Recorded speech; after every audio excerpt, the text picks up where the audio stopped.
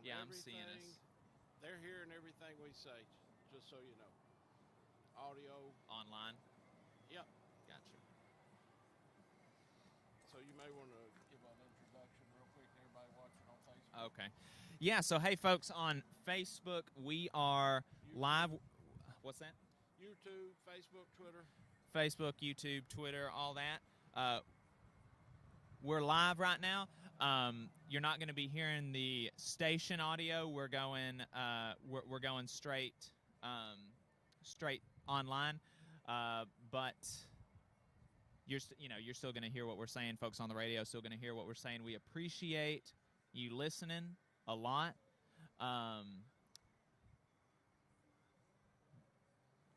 Looking forward to a good show. We've got some good union folks out here.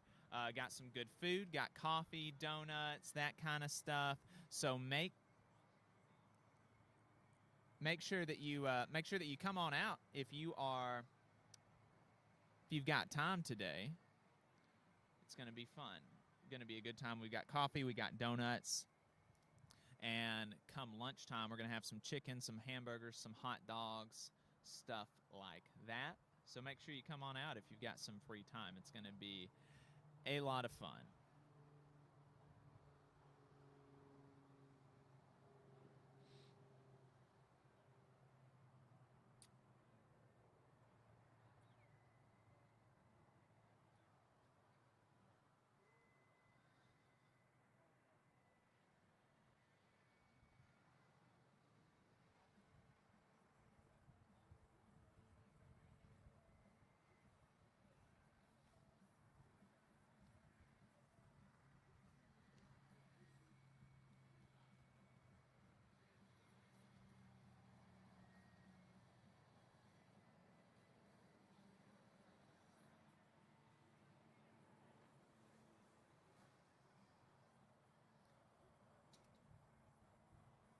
So we got 3 viewers on Facebook and one viewer on YouTube. Folks, if you're just tuning in, you're not going to hear commercials or anything today. It's just going to be us talking. So we're going to get started here in just a couple of minutes. We got a good crowd out here early at the Plumbers and Steamfitters Hall in Madison. If y'all are in North Alabama, swing by, get some donuts, get some coffee, some chicken.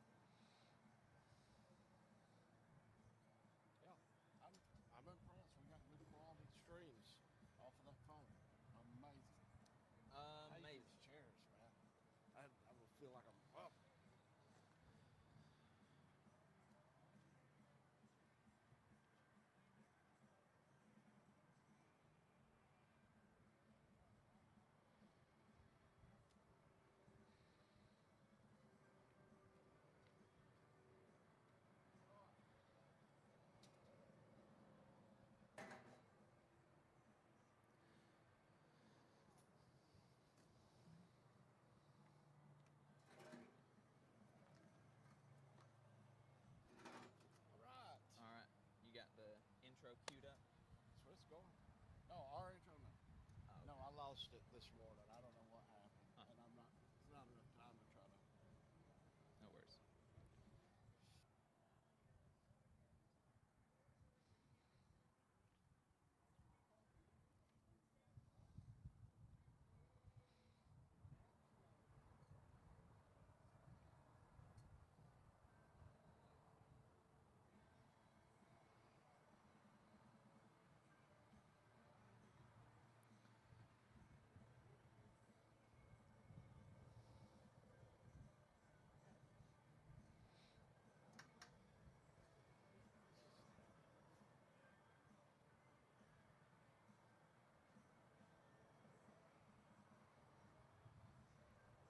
Look at this right as soon as we start the show.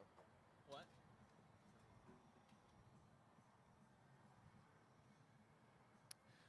Good morning, Tennessee Valley. This is the Valley Labor Report. My name is Jacob Morrison, here with my co-host and fellow agitator, David Story. It is Saturday, November 7th, 2020, and we're broadcasting live online and on the radio on WVNN in the Huntsville, Decatur, Athens listening area from Athens, Alabama. A recording of this Monday, November 8th, 2020, on the great WGOL in Russellville, Alabama.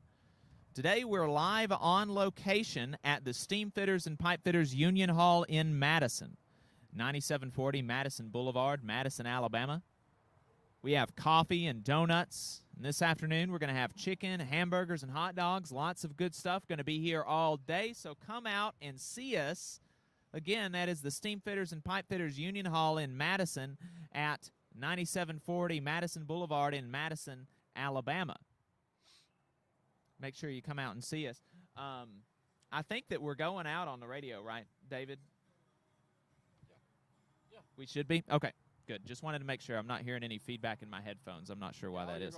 All you're going to hear from the radio station is a commercial. Gotcha. If you want to see what we're up to throughout the week, get our snide quips about the news of the day, then you should follow us on social media. We're on Facebook at facebook.com/Valley Labor Report. We're on Twitter at Labor Reporters. I'm on Twitter at JacobM_AL. David is on Twitter at Radical Unionist. That is spelled RADICL Unionist. And if you missed part of the show and want to go back and watch it later, then you can search YouTube for The Valley Labor Report and subscribe to our channel. You can go back and watch the full show there. We also clip segments and release them throughout the week. And we upload the program on more than 11 different podcasting apps. So, to see if we are on your listening platform of choice, go to valleylaborreport.transistor.fm/subscribe. And work and want to help us stay on the air, then consider throwing us a couple dollars a month on patreon.com/The Valley Labor Report. So on to the show. We've got a good show for you today. We've got a bunch of union folks here with us. We're going to be talking. If you want to call in, give us a call, 1-866-494-9866 if you've got any questions. We've got here a bunch of rank-and-file union members. We have some elected officers of some local unions. So really excited to talk to them. Got some folks from DSA here. Got some folks from Hometown Action is going to be coming out talking to us. So it's going to be a really good time. But before that, the first thing I wanted to talk about really quick was Tommy Tuberville. You know, Tommy Tuberville was elected, and this is, we were expecting that. It's not a big surprise that Tommy Tuberville was elected. It was kind of a surprise how big the gap was. That was a surprise to me. I'm sure it was a surprise to a lot of people listening. Even like Dale Jackson was thinking that it was going to be something like 57-43, and it ended up being 60-40. But we are looking at Tuberville has released his transition team, and it is crazy. There is every single member of Tommy Tupperville's transition team is either a politician or a boss. A politician or a boss. There is not a single normal, working, everyday Alabamian in his transition team. Not a single person that can relate to the normal, to the issues that are facing working people in Alabama. Not a single person that has to work under a boss. Not a single person. I mean, we've got Stan McDonald. He was Tommy Tupperville's campaign chairperson. Trip Skipper with the Skipper Group. He's a president or whatever of the Skipper Group. Terry Harbin, market president for Bancorp South, a bank. John Ferguson, a city commissioner, a politician. Duane Walker, CEO of HI.ED. Jeff Brooks, CEO of High Point Holdings. Steve Raby, Direct Communications. R.J. Rhodes, retired businessman. Chester McKinney, owner of McVantage. John Wall, vice chairman of the Alabama Republican Party. Everybody is a CEO or a politician. What did you expect? What did you expect? Yeah, no, I mean, come on, Jacob. Now, here's why I'm saying that. You cannot count on Tommy Tupperville to save you. Tommy Tupperville is not going to be fighting for working people in Alabama. Tommy Tupperville is going to be fighting for CEOs and politicians, and so you need to save yourself. Tommy Tupperville is not going to save you. You have to save yourself. So join a union. You can't count on politicians to make your life better. Even if Doug Jones had somehow had a miracle and won, his transition team probably would have been pretty similar. It would have been CEOs and politicians, and I bet if I looked back, it would be mostly CEOs and politicians. And that's why we're not pushing, we didn't push Doug Jones super hard. The biggest difference between what you're going to see with Jones, or what we saw with Jones, and what you're going to see with Tupperville is Jones had enough integrity to put a labor liaison on his team to interface with people in the community, especially organized labor leaders that had issues in the state. He had somebody there pushing for workers' issues. I'll be surprised if Tupperville has that. Right. Yeah, that's a good, at least with Doug Jones, workers had an in. Workers had somebody that would listen to them. But, man, with Tommy Tupperville, he's not going to let you in the door. He's not going to let you in the door, folks. So don't count on it. And that's why, and, even if Doug Jones had won, you shouldn't be counting on Doug Jones. You shouldn't be counting on politicians to save you. When you join a union, and we're going to be talking about this with a bunch of folks, we're going to be talking about this with folks here today that are in the labor movement, that are in unions, that don't have to count on politicians for their wages and working conditions, about how good it is to be insulated from the results of every single election to a certain extent. Yeah. The people that are in unions, especially in the private sector, they are not reliant on a politician to make their life better. They have power themselves, and they come together, and they make their lives better themselves. They count on their brothers and sisters on the job. They're not counting on whoever wins the election in November. Yeah, exactly. And, folks, we are going to be struggling today because we can't hear. Generally speaking, in the studio, I can give Jacob cues and let him know when we're coming up on 1 minute, 30 seconds, and things like that. We have no one giving us cues today. So if it runs into a break and we get cut off, we apologize in advance. But, but here's the thing. As bad as Tupperville is, the one good thing we have to celebrate is we're going to get a new National Labor Relations Board. Yes. And I am so happy I said yesterday, I'm a one-issue voter when it comes to presidents, and that is getting people on the National Labor Relations Board that actually look out for workers, unlike what we've got right now, what we've had with basically union-busting lawyers and corporate lawyers being appointed to the National Labor Relations Board, those that are supposed to be looking out for us. That's sickening. Yeah, and we talked about that, and we've got an interview up on our YouTube page with Paul Prescott. If you want to go back and you know, you didn't hear that interview when it went live, and you want to know what you were talking about, we spent about half an hour with Paul Prescott. He is the political liaison for the Philadelphia Federation of Teachers. He really dug down into detail about how the Trump administration's National Labor Relations Board is going at workers. Yeah. They're trying to into detail in that interview. That's on our YouTube page. So you know, go check that out if you don't know what we're talking about. But you know, Biden looks like he has won, and so he's not going to put people like that on the National Labor Relations Board. He's at least going to put people on the National Labor Relations Board that are going to give workers a fair shot. Yeah.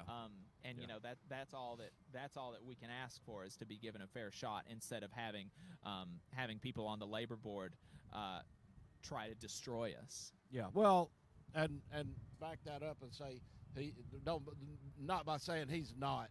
What we hope that he isn't. Right, but you know, like we were talking about earlier in the week on the Labor Network pod, just because Biden gets elected don't mean we quit fighting for labor issues. There's no, like you said at the beginning of the show, there's nothing that they're going to do to help us. You know, including Doug Jones. We don't just stop because a politician got elected. We fight day in, day out, 24 hours a day, 7 days a week. Yeah. That's exactly right. We were on, so the Labor Radio Podcast Network had some election coverage earlier this week, and we were on it. We were a couple of the people that were there talking to them, and one of the things that I said was that with respect to Trump or Biden, we were picking an enemy. We were picking somebody to fight. Biden's going to be the easier person to fight. So stay tuned, folks. This is the Valley Labor Report. We will be right back, and we're going to be talking to some union workers after this break. Stay tuned.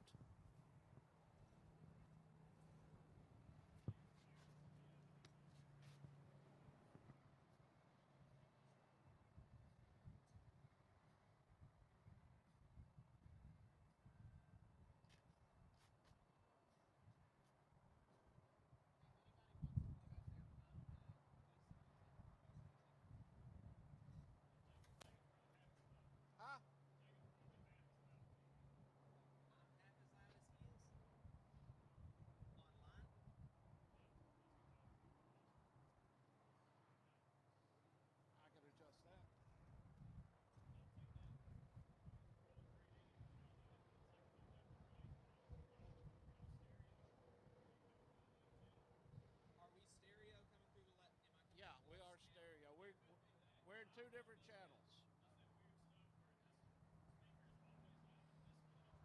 Yeah, we're in two different channels. So, hey, Jeb, you want to talk to us in this next segment? Yeah, why don't you... Yeah, here, he can have my seat. Swing with it. Swing with it. I want to check on this chicken. You're good to go. You're actually live right now.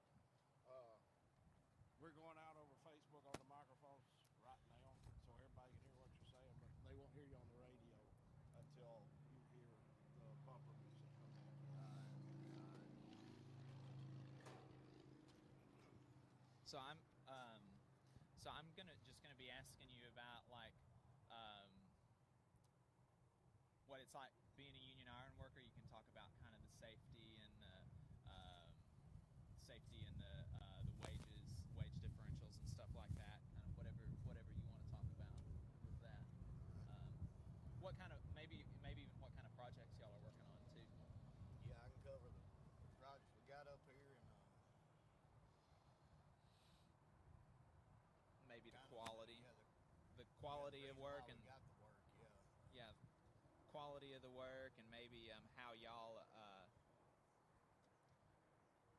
use American-made materials too, where a lot of non-union contractors don't do that. Yeah, most of the fabrication done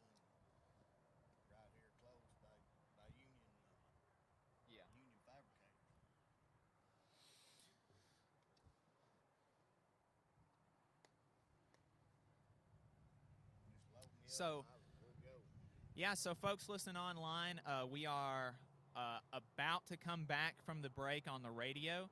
I've got here with me Jeb Miles. He is the lead organizer for no, you're the business rep? Business manager. Business manager for Ironworkers Local 477 out in Sheffield.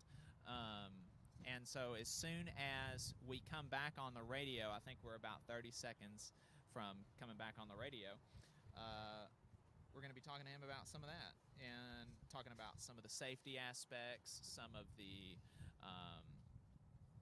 wages, stuff like that. I got So duct tape over there on that table if you need some.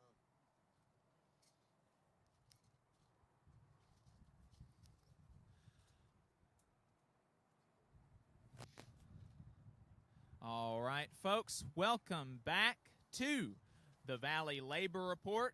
My name is Jacob Morrison. David Story is my co-host. He's over here on the side. We kicked him out because we are talking to Jeb Miles. He is the business manager for the Ironworkers Local 477 in Sheffield, Alabama. They work on 4 of the 5 largest construction projects here in North Alabama, if I remember right. You'll hear their commercials during our breaks sometimes. So they're available for contracting work. If you want good union labor on your job, they are. And if you're an iron worker and you want to have a good union job, you need to reach out to Jeb Miles. So Jeb, thanks for hanging out with us today. Yes, sir, Jacob. Thank you. Glad to be here. Yeah, you probably want to have the microphone a little bit closer to your face, but we really appreciate you coming out. So talk to us about, like I said, you are a union iron worker here in Alabama. What's it like being a union iron worker here in Alabama? Like, what are kind of some of your takeaways for folks that wouldn't know what that's like? Well, the greatest thing about being an iron worker in general, but especially a union iron worker, you get to go see what all you've built. So most of the stuff that you see here in North Alabama was built by Local 477's members. We've been a chartered union in the International Iron Workers since 1934, so we've got a pretty deep history here in North Alabama, and anything from like the 565 bridges over here in Huntsville, most of the towers and stuff on Redstone Arsenal, we built those. The bridge going across Decatur, right there, that was us. And O'Neill Bridge in Florence. Any of the big stuff that's been built in the last 50, 60 years, anyways, was more likely done by members of my local. Have y'all got folks out at that? They're building the parking garage in downtown Huntsville? Yes, sir. Yes, sir, we do. We've got a precast contractor over there.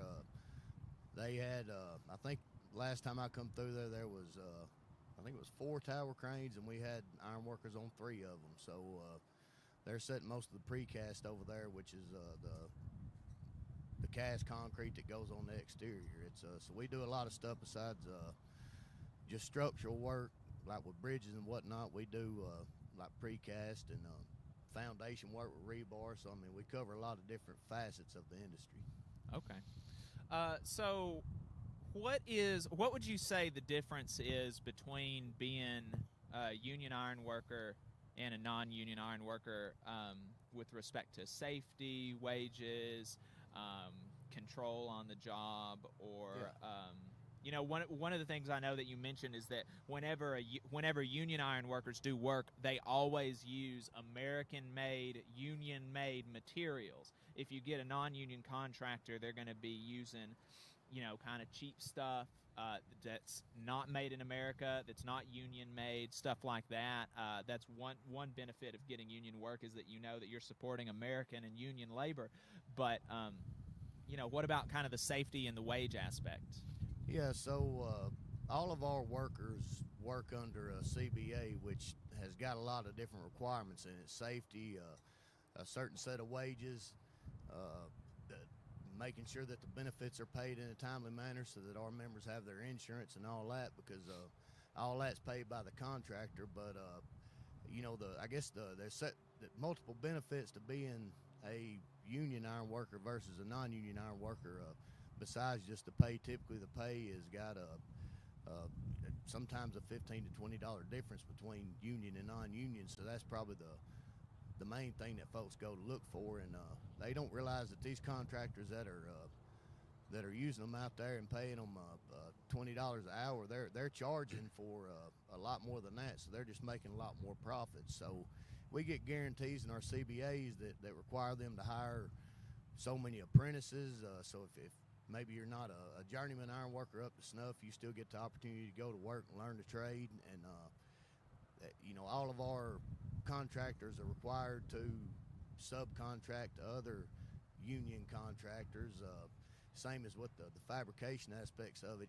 Most of our CBAs have American-made, if not union-made, fabrication clauses in them where they want the stuff being made over here with certain materials that are a lot better than stuff that comes from China or somewhere like Right. that, which is that helps the whole steel industry because it puts American workers to work. So not only do we set the steel up here in North Alabama, that steel might have been fabricated or poured out in Birmingham down at one of the steel mills, and a lot of this stuff just stays extremely local with the money that comes and is generated from it. So it's a win-win for everybody in the community, especially the Right. workers.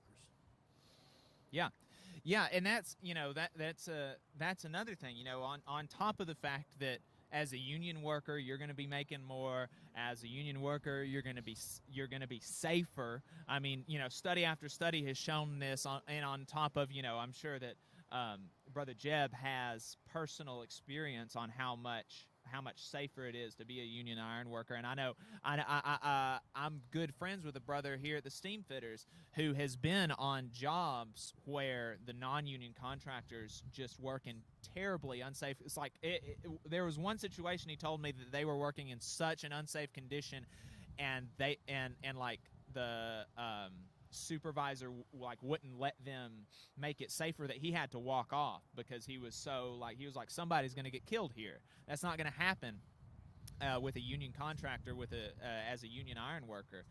But the thing that you were talking about is that unions make sure that they give back to their community through their labor, because they use local American union-made materials, other union subcontractors, and then on top of that, outside of the labor that they work for, they give back. They volunteer their labor for local construction projects. Can you talk to us about some of that? Yeah, we've got a pretty good drive going over in the shows area there for anything from elderly people needing little handrails built for them to we're just trying to be more active in the community. And we've done several projects for various cities and municipals over there that really helped update the school for security reasons, or made it to where some woman wouldn't fall off her porch when she was coming down it, and kind of trying to be a more familiar face around the areas that we live. We've got one project we're doing right now in Tuscumbia, or for the city of Tuscumbia, for a pedestrian bridge over Spring Park.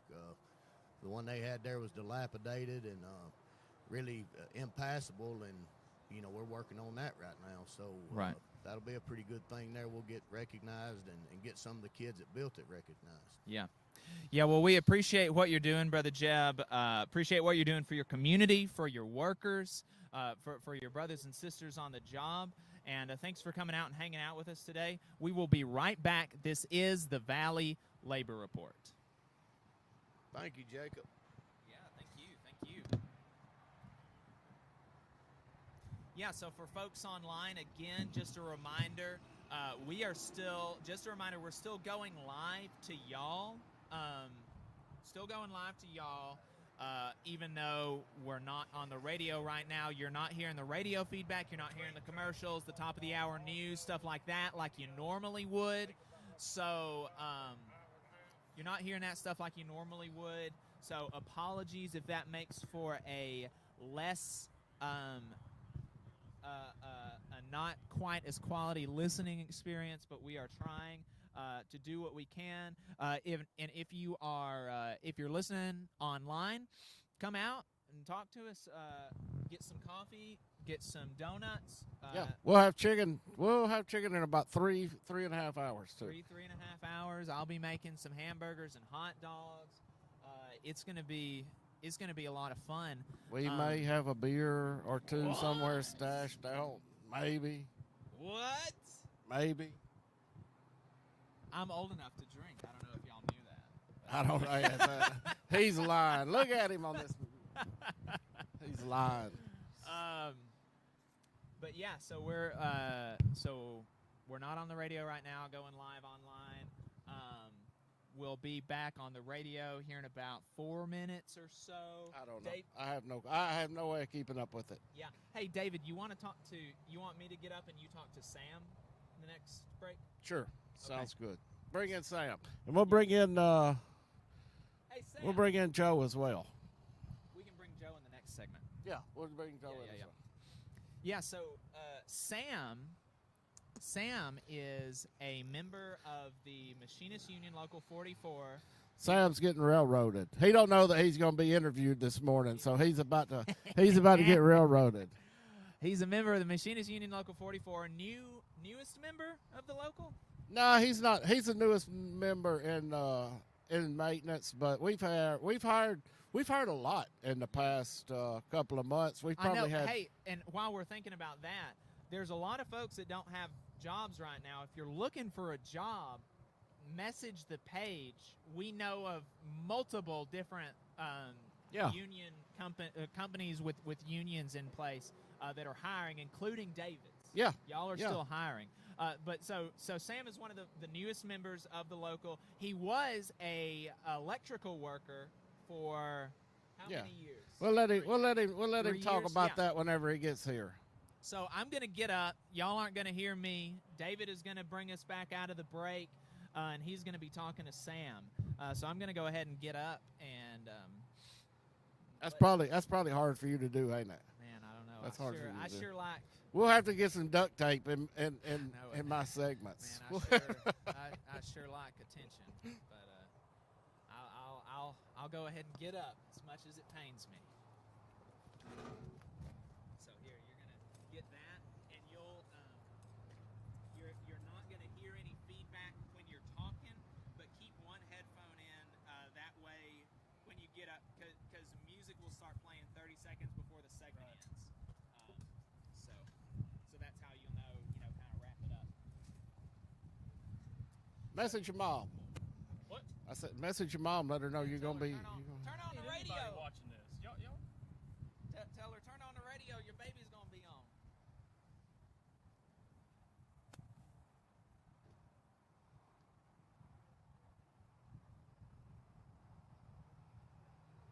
All right, folks. Welcome back to the Valley Labor Report. My cousin bringing us back in. That's Alex Story with Cancer Slug out there. If any of y'all are wondering who's bringing us in and out of these breaks, that's he's got some good music out there, anyways. So it may offend a few people, but that's kind of what music's meant to do, ain't it? Hey, so we've got Sam Dalton here from the Machinists Union, Local 44. How you doing this morning, Sam? Doing good. How are you? Yeah, you had to get these microphones. I've got them turned down so low that to try to get out the background noise that you'll have to be right up on it. So you're one of the newest members in the maintenance in Local 44 over there. How are you liking the job? It is very nice. It is one of the best opportunities I've been able to get in my life so far. As short as it is. It's still amazing. It's still amazing. Considering everything, yes. Considering everything else. Yeah, I mean, when you think about it, and we're always talking about unions on the radio, constantly, right. Union. And how old are you? 23. 23. So being 23, coming out of school not long ago, there's a lot of people out there that may have children listening. Right. To the show, or that you may be roughly the same age as Sam, and you're thinking, the job prospects are not that great for most right. people your age, but you were raised in a union family. Okay, he's still way too low. Will is telling me we still got some issues with audio, and I apologize, folks. This is the way it is on these on-site places. Give me a sound check over here, Sam. Just talk for 1 second. Keep going. You're listening to the Valley Labor Report. All right, let's see what we got. See if that's any better. So, the job prospects are not that great for a lot of the kids coming out of school, coming out of high school. They're looking at $8, $10, $12 an hour jobs. Right. And I don't mind talking about it because I'm very proud of what we're negotiating as far as the machinist union goes. But we're our top out's at $44 an hour. Right. So there's very few places that's paying that, and the reason is because we negotiate collectively. Right. So right. yeah, I mean, but the thing is, you come out of a union family, so you knew where you needed to be. Right. And then, so what would you say to the kids that are the young adults that's getting out of high school now, maybe considering college, which is a great thing if you want to go to college, but if you don't want to go to college, there is some alternatives there. Yes. I would definitely consider getting in touch with IBW 558 and joining their apprenticeship program with a top out after 5 years completing the program, $28 and some change, employer paid, health insurance, vision, dental, $5 an hour into pension is amazing. You look at all of that together, that is a great package. And the biggest benefit of all is, of course, everyone's touched on it, the safety, the job security, and just knowing your future. I mean, nothing felt better than knowing that if somebody on a job site got upset with you and wanted you to run off, or whatever the case may be, that your future just isn't up in the air to the next time you have to negotiate your own job. You've got people to fall back on, you've got a process to fall back on, and you're going to be right back out at work. I never stayed laid off for more than 2 or 3 days. Yeah, and that was over at 558. Yes. Yeah, I mean, it's rare. It's very rare. You see a little bit that more in the trade unions than you do in the industrial unions like the machinist union, but there is a possibility. But even when you was laid off, you still had health insurance. Right. I mean, where else are you going to go where the things take a downturn and they say, hey, we're gonna have to cut you loose for a little bit, and you still get to keep your health insurance. Yeah. You don't have to worry about going broke over things like that. So yeah, that's excellent. 558 Tony Quillen, who is the business manager over there, he does an excellent job. I can tell you, we got what, six or seven of their guys working at the plant, and it's some of the best electricians you can work around. You're absolutely right about that. If you want quality electricians, if you want somebody that's going to do the job right the first time, you don't have to worry about your house burning down. You don't have to worry about Yeah, I mean, truthfully, yes. If you think about that it's probably one of the most consumer safe decisions that you're going to make is hiring a union electrician, because they're trained. Yeah, you get shoddy work all the time from non-union contractors, but you don't see that with a 558. A proof is in the pudding. When we first moved into our house, my wife was complaining about a popping noise in the bathroom, and I'm a typical male. I'm ignoring 90% of what she says. And I'm like, yeah, okay, I'll check into it, honey. I'll check into it. Well, I'm in the bathroom one day taking a shower.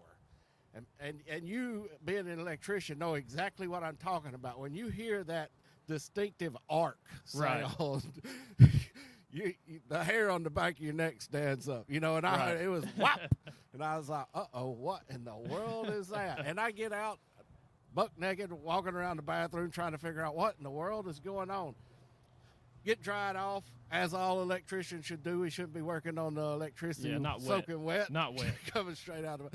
But the short of it is, I took everything apart. I mean, everything in the whole bathroom. Come to find out, the folks that had wired up my house had, hey, we got some airplanes coming over. the folks that had wired up my house had twisted the wires together and then taped them with electrical tape. And that wire had sit inside the housing for the light fixture for so long, it had sit there mooring through. And it was burning a hole into the brass on that fixture. And I mean, from that point on, then you don't trust anything else in your house, because whoever wired that up wired the entire house up. So that is kind of speaks to what we're talking about. If you want quality work done, you want to talk to one of the 558 folks over there. That kind of stuff is the result of fast work done cheap. Yeah, no kidding. It's terrible. And it's dangerous. That's why I was. That's kind of what I say when I said burn your house down. That's this stuff like that. I ain't trying to scare you, but it's the truth. Right. You get crappy work from these people. So, yeah, call 558. So, we talked about you come from 558. You apprentice there. You come over here. How I know you're on the off shift because unfortunately seniority lies the way it does. Right. How are you? How is your opinion, I would say, of the working conditions out there? Coming, which you've never worked for a non-union company, have you? No. So you have no. I mean, I'm the same way. Right. I worked a little bit non-union early in my life, but very little. So you have nothing to compare it to, comparatively speaking. But as far as working conditions, as far as safety on the job, things like that, even during the COVID, what's your opinion? It's excellent. I mean, the COVID precautions, we mess with them daily to make sure they stay on top of that stuff. You've got people to fall back on whenever your safety is breaking down on the job site. That's essentially what it is. And the working conditions are great. Don't have people on your back nagging you. Whenever you're starting something new, you've got time to learn it and do it right instead of being forced and pressured into completing something quicker than you should. Yeah. How about training? Where I know you how long have you been with us now? Maybe a year? Just over a year. So a year and a week. Yeah, what did you think about the training whenever you came in and went through 2 weeks of in the classroom, sitting there learning getting all the certs, learning everything like that? It was excellent. It was an excellent checkup just to make sure someone doesn't come in and has the ability to operate a crane that shouldn't be operating a crane. Yeah. I mean, that's a serious hazard. Yeah. Yeah. Cool. All right. Let's talk a little bit about what your expectations are going forward. You've been here a year. You're making good money, decent health. We got a contract coming up in a year and 5 or 6 months now. What are you? Yeah, how are May you feeling? 22. May of 22. I'm very confident about it. You feel good? Very confident about it. What are you hearing out on the floor as far as people? Any rumblings? I don't hear anybody worried about it. Nobody's worried about it. That's good. Yeah, that's kind of speaks. That's great. That's like I said. That's the biggest thing is that consistency and knowing your future and it not just being a dice roll day to day, week to week. I mean, we know we have a contract negotiation coming up in May 2022. 2022. That's when it's going to be on the wire. You can plan for it. And we'll have surveys coming out probably in about 6 months. We normally do the surveys about 6 months, and that's one of the other things that we rarely talk about as far as what a union does for you is the fact that the negotiating committee, I've been on the negotiating committee the last 2 cycles. We distribute surveys to all the members in the entire plant, and they get to choose what's their priorities. Pay a priority, is vacation a priority? Right, it's democratic. Yeah, exactly. It's not the union having power over your workplace. It's you having power over your workplace. Yep, exactly. I couldn't have said that better. Have you been listening to our show? A little bit. A little bit. So, yeah, I couldn't have said that better myself. I mean, truthfully, you hear it constantly. One of the biggest talking points when we go in and do a union campaign is you are going to cede your power to negotiate with the company to the union bosses. Have you met any union bosses since you've been in the union that come in and tell you what to do? No. No. I mean, I haven't. I've yet to come across one of the union bosses that they keep telling us about. in all of the organizing campaigns. Folks, sounds like we're coming into a break here. You're listening to the Valley Labor Report. This is David's story. Jacob Morrison will probably be sitting down with us next. Keep listening. We'll be right back.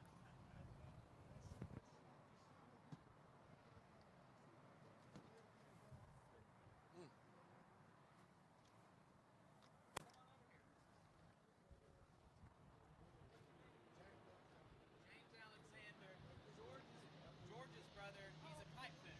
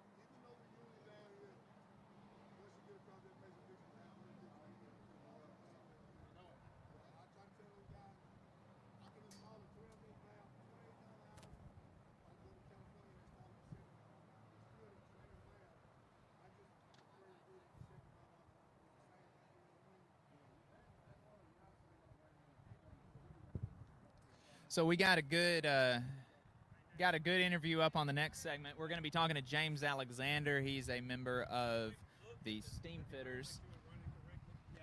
He's a member of the Steamfitters. Going to be talking to us about what it's like to be a steamfitter pipe fitter, union steamfitter pipe fitter here after the break. So make sure you stay tuned.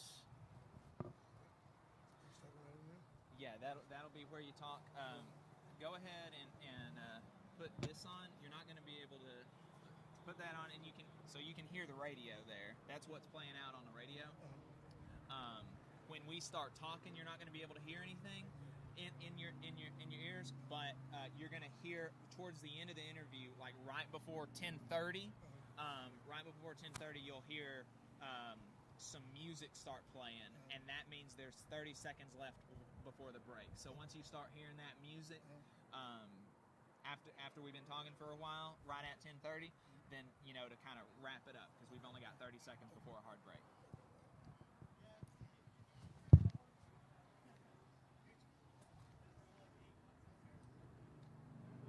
Hey, David.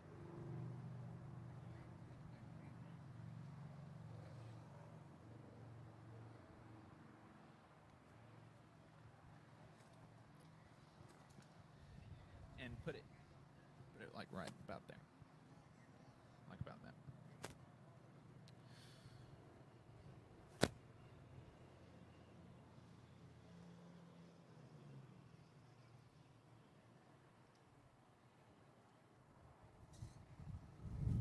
All right, folks, welcome back to the Valley Labor Report. My name is Jacob Morrison. David Story is my co-host.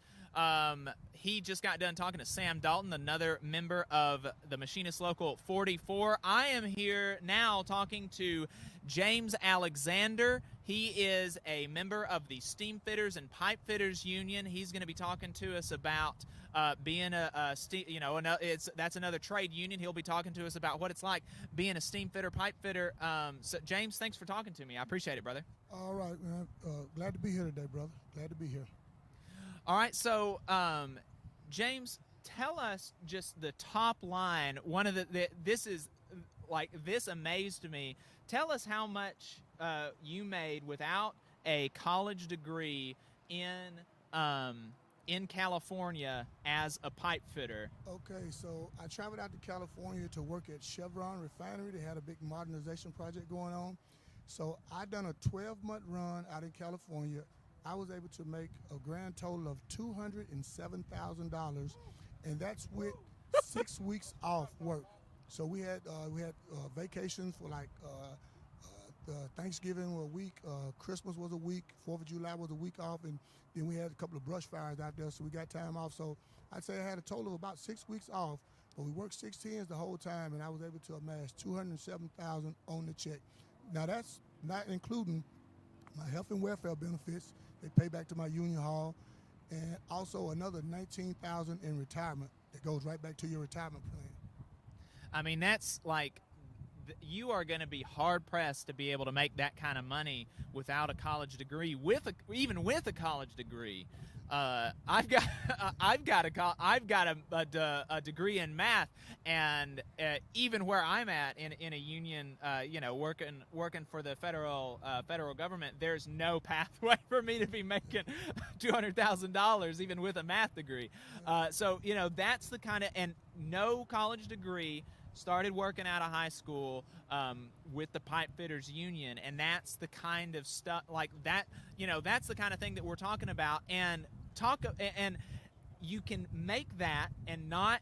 You're not killing yourself. You're getting 6 weeks off. 6 weeks off is a lot off for most people. Yes, sir. And talk to me about the safety aspects. Like we've talked on this show multiple times about how study after study comes out showing that union work sites have like considerably lower fatality rates and injury rates, and that's because of the union. That's because the workers are there protecting each other. So talk to us about kind of the safety aspect of being a union pipe fitter. Yes, sir. So they harp on safety on all job sites or whatever. As you go out, you'll always see they have things in place for you to stop the job. If you see anything doesn't look right, if you got any questions, there's never a situation where you can get fired or get retaliated against because you stopped the job for a safety aspect. You've got your general foreman, you got your foreman, you got safety professionals on the job, and it's always the biggest part of the job. Whatever they say, there's no job that's worth anyone getting injured or no time frame set up to try to beat a deadline to get someone injured. So as you go through the union side of it, you always see safety at the forefront of the job site. I mean, a lot of guys you'll see this in safety. They've got over 20 years of time with the trade. As they get into their older years, they can't climb the scaffold like they used to. They go into safety professionals or whatever, and so you see them knowing your pain as you go through about trying to work with a guard or taking a guard off. They've got things in place for you to stop, acknowledge what the issue is, and try to do it safely. So, I mean, it makes you feel good about wanting everybody to go home every day, just like they did when they came to work. So it's a big part of our job, to work safe. Yeah, I would say so. And, a lot of people in the trades, they don't have that. If they're not in a union, but they're in the trades, you talked about, some folks kind of have just get it done, that kind of just get it done attitude that you've seen in some non-union contractors and some supervisors and management and bosses just telling people to kind of forego some safety aspect to just get the job done. Yes, sir. And they can't make you do that if you're in a union. That's correct or whatever. There's no repercussions for you being able to call a timeout just to have another set of eyes to come in and look at something. A lot of, older people or young people don't understand where we are as union members, but what they fail to realize is that somewhere along the lines, there was some blood spilled or blood shed for the union to be able to come in and set up the things that we have, such as the great pay, the great benefits, the great retirement, the safetyness of the job. All that right there plays a part in it. Somewhere along the line, someone shed some blood to be able to make it so now we can go to work and our families can know we're coming home to them. We're coming home with a good paycheck, excellent benefits for your wife and your family. So it's a win-win situation for those who are interested in it. And that's so important, being able to rely on, like, I'm going to come home at the end of the day, and I don't have to worry about that kind of stuff. And I don't have to worry about a boss trying to make me forego something that I know is dangerous, that I know could get me killed. I feel confident in the fact that I can make sure I have a safe work site, and that's something that you just really can't place a price tag on that. But what about the retirement aspect? All right, and a lot of things what people don't understand. So on a conventional job, you got a lot of jobs now that they've went away from the company retirement. They have your 401k plans, and they'll contribute a little bit. You contribute a little bit, so that's money out of your bring home salary. Well, a lot of times in the trade, we have a dollar value that's already written into our contract. So in essence, really all you do is go to work and your benefits are paid. You know, you got union halls like Philadelphia Local 420, they have an annuity. So you go to work out of one of those halls and you get like $13 to $14 for every hour you work, and they call it pyramiding. So when you work a time and a half hour, you get time and a half money. So let's just say you work somewhere like 420 in Philadelphia, you can work 6 months, 6 days a week, and leave with something like $16,000 in an annuity account. You can roll it back home to your local pension, or you can leave it in Philadelphia, and that's another 16 grand that's growing, that's in an account for you. That's like Minnesota, Philadelphia, New Jersey, New York. You know, it's phenomenal the way they do their benefits package. And like I say, you had an option to leave the money there or roll it back home to your local pension if you want to keep it all under the same umbrella. But that's not out of your hourly check. That's in addition to what you're getting paid. And they have scales like $57 an hour for a pipe fitter, $53 an hour for a pipe fitter. Somewhere like California, $74 an hour for a pipe fitter. Wow. Indiana is like $43 an hour for a pipe fitter. So, you know, you it's just a wide open area out there. If you want to travel, go see the country. It's like a paid vacation. Yeah, well, you know, that's another thing that that's really cool to me that I've noticed talking to folks in the trade unions is that if you work for a non-union contractor, your job is kind of dependent on the local construction industry. If construction slows down in Huntsville and you're working for a non-union contractor and they lay you off, it's like, well, that's that. If construction slows down in Huntsville and you work and you're in a union, you're in a trade union, you can just go work somewhere else because there's always somewhere in the country that's building something. And so if work slows down, you'll have a job somewhere else. Yep, you have 50 states plus Canada. The United Association covers all 50 states and Canada. So you have the option to go and travel, you know, see the world, you know, as a tradesman, make a lot of money, good retirement, good benefits. Myself personally, I've worked in refineries, I've worked in auto plants, I've worked in computer chip plants, pretty much natural gas plants. So I've pretty much seen everything. I mean, a lot of the work is similar, a lot of it is a little bit different, but it's all union supported, safety, you know, and good money.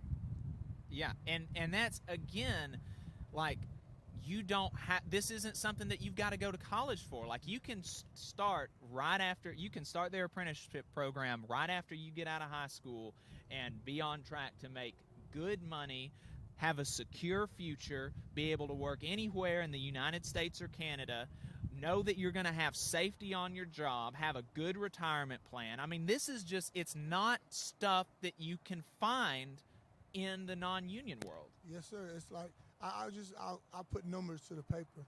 Say a guy's 18 years old and graduate high school, not sure what he want to do. If he's willing to start an apprenticeship program in 5 years, so that means he's 23 years old. Now, he can work in Alabama if he wants to, but at the age of 23 or 24, as a journeyman craftsman, pipe fitter, electrician, millwright, whatever, as a 23-year-old young man, he could actually, with a gas card, hotel room, he could go across the country and at the age of 24 years old be earning as much as $75 an hour without owing any college money or owing the federal government for a student loan. He'd be free. The union hall has gave him all the tools and the knowledge he need, and he's already earning money as an apprentice.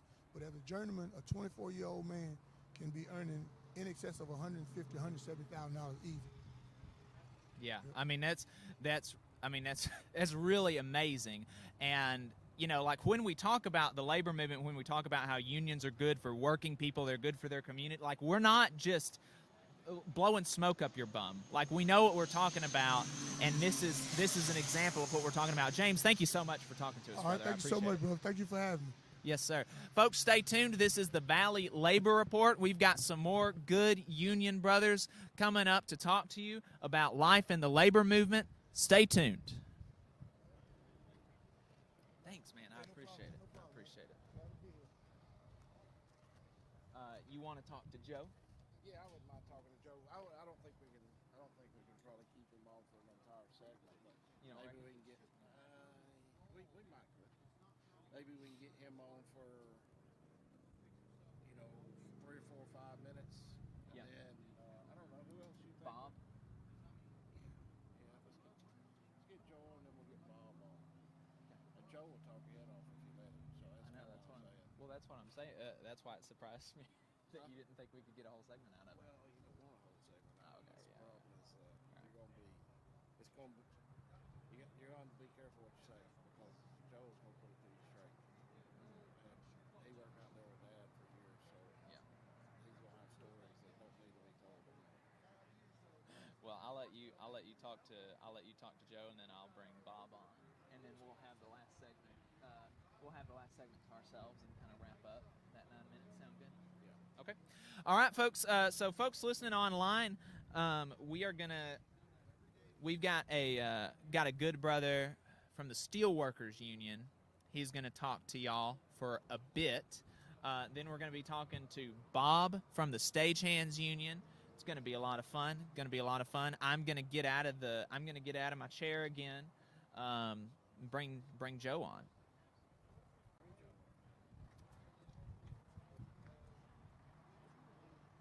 Tell him stay up close to the mic, Jacob. So Tell him you'll let him know when you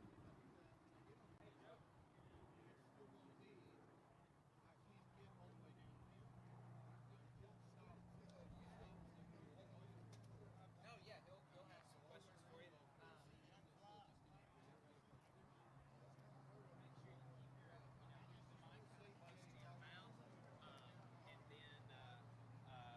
Yeah. And I'll let you keep track of the break. So you want to get Joe for the whole segment? Or No, you no, wanna no. try Oh, to yeah, get him no. up Well, halfway through the We'll segment? get him And then- about halfway through the segment. Yeah. All right, well, and then then we'll time talk to Bob. keep because I'll lose complete track Okay. of time. Yeah, I'll come and talk to you. I'll come and say something by 10:40. It's 10:32 right now. We'll probably come back on at 10:35. Man, this internet. Where'd Bob go? That sounds good on the radio. I'm listening to Does it it over sound there. good on the radio? Yeah, it's all right. You can't hear all the cars going by? If I could, I'd blocking them out. Yeah.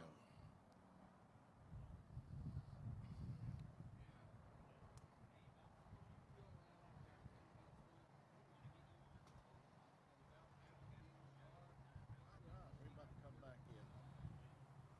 Well, just ask me questions, David, All right. and I'll answer All the best I can.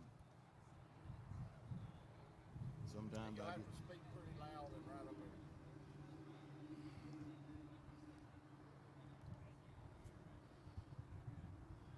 All right. Welcome back, folks. You're listening to the Valley Labor Report. We're on site at the Plumbers and Steamfitters Hall in Madison, Alabama. Local Union 760. We got Joe with us today. Joe is one of these guys that has been around the labor movement in Alabama for quite some time. Generations, have come after you. But, in North Alabama at the time, at one time, Champion Paper Mill was probably the greatest. If you worked anywhere north of Birmingham, you wanted to get on at Champion Paper Mill, and there's only one reason why you wanted to get on at Champion Paper Mill, and that's because the union was out there. How you doing, Joe? I'm doing good, David. Glad to be here, man. Glad to see the turnout. Want to encourage everybody that hears this and knows me to support the Valley Labor Report. I'm new to it. I didn't discover it till 6 weeks ago, maybe, but I'm a faithful listener and pledge to help them all I can. I know there's several members out there, or former members of my local, who would gladly listen to this if they knew it was on air. So get the word out. You'll hear some real interesting stuff every Saturday morning. I just appreciate what David and Jacob does for the labor movement. It's important to everybody in America, but particularly North Alabama. It ain't like we got anybody out there speaking up for the cause, and people need to do it. It's the thing is, the labor movement has been so good for my family and for your family. I grew up in a union household. We knew if you wanted to make good money, if you wanted to have safe working conditions, good health care, not have to worry about going bankrupt if you went and had a surgery, you worked in the union, you know. That's exactly right, David. When I first went to work at the paper mill back in 1975, I wasn't really interested in working plant work until a buddy of mine showed me the wages in the contract book. And that's the God's honest truth. I It's seen hard the to wages. turn down at that point.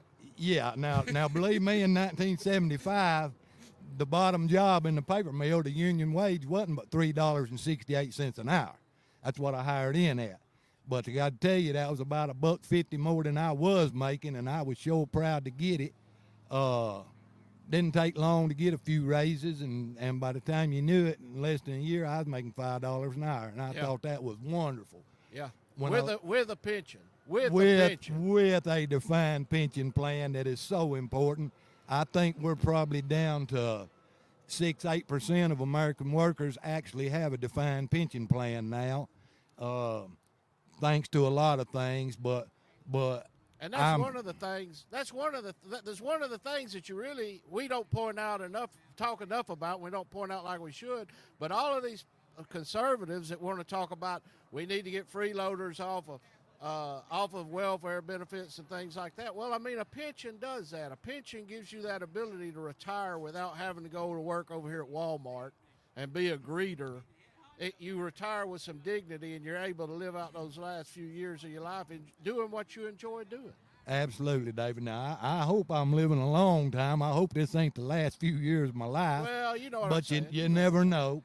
You never know. But, yes, our international union and our local union officers really put a lot of stock in trying to get our pension plan up to where it's a livable wage after you leave the paper mill or Saginaw or wherever.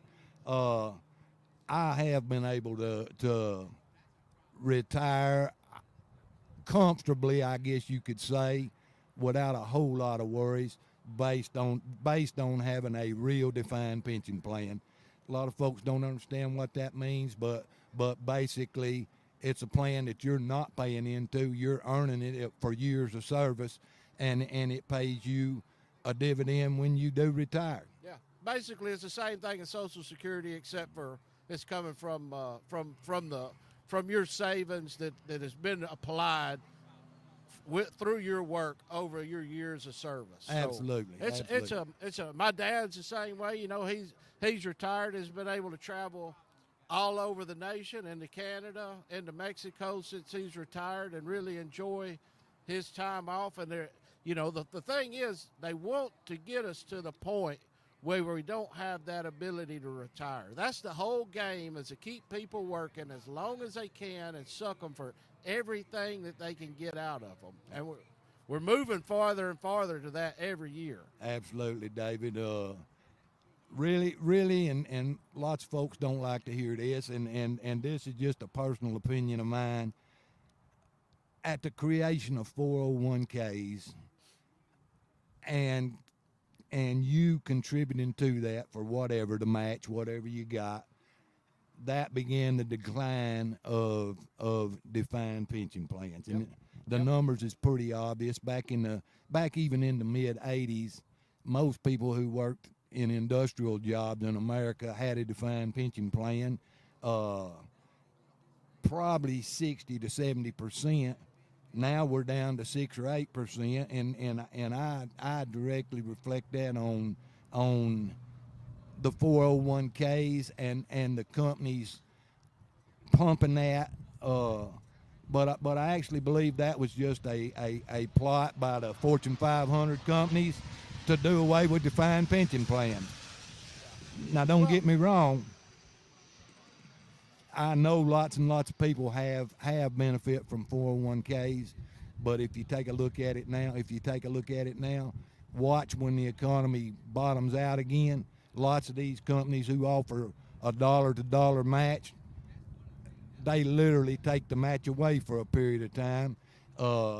So I don't know that you're really benefiting in them times. Yeah, well, and the problem with the defined pension plan versus 401k, y'all had both of them whenever you was out there at Champion, And I know I heard Dad talk about right before he retired, the defined pension plan, there ain't no reducing it. Once it's in place, it's in place. The stock market took a tank in '01, and I mean, he was talking about how he lost over half of his income right before he was going to retire. And you know, who deserves to work their entire life, sink money into these stocks just to have something like that lost just overnight, absolutely overnight. Well, so the 401k, it may be good for a lot of people, and it's nothing wrong to supplement with it, but we really need to get back to those defined pension plans that we've seen for years and years and years. Well, I watched when the company first rolled out the 401k.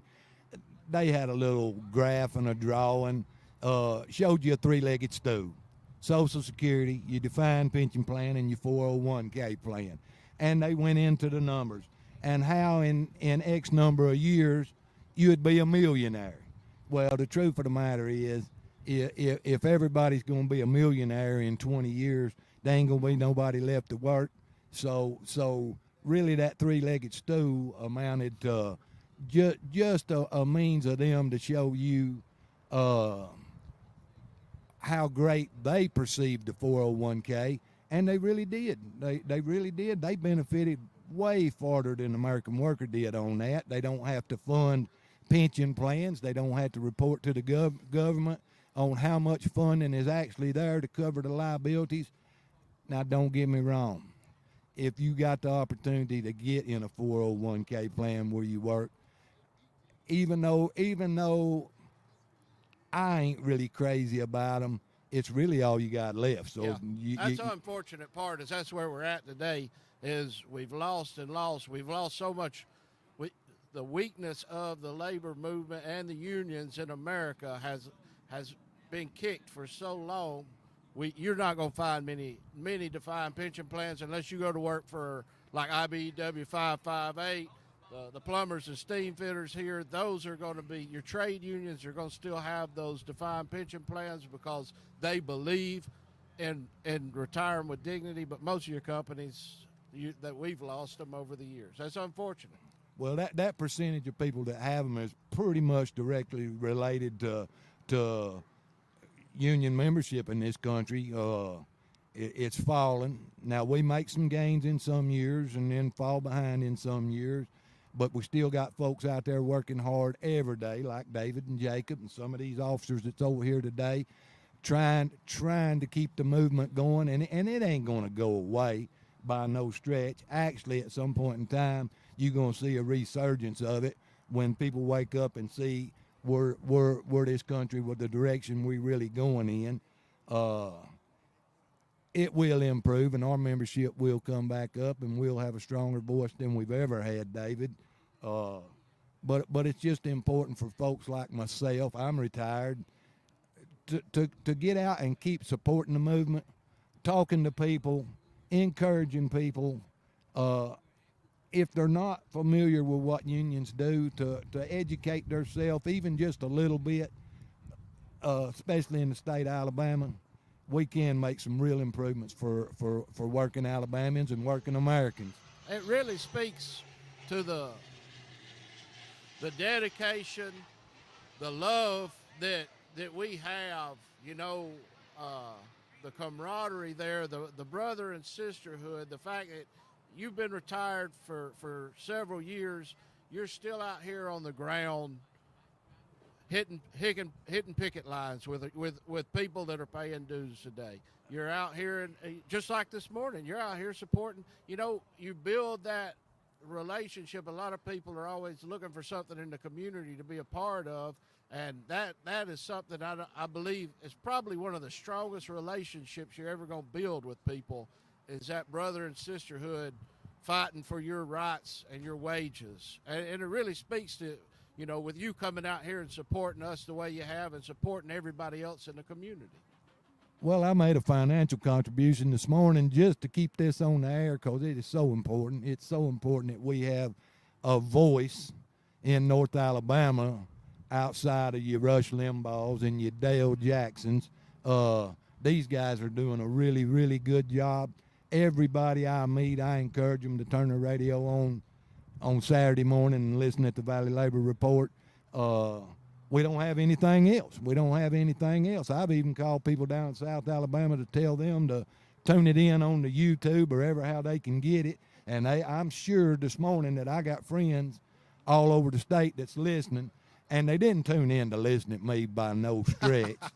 But I am glad they're listening. I'm glad you're here. I mean, yeah, they probably didn't listen to you because you've got some great stories over the years. I've heard my dad tell them.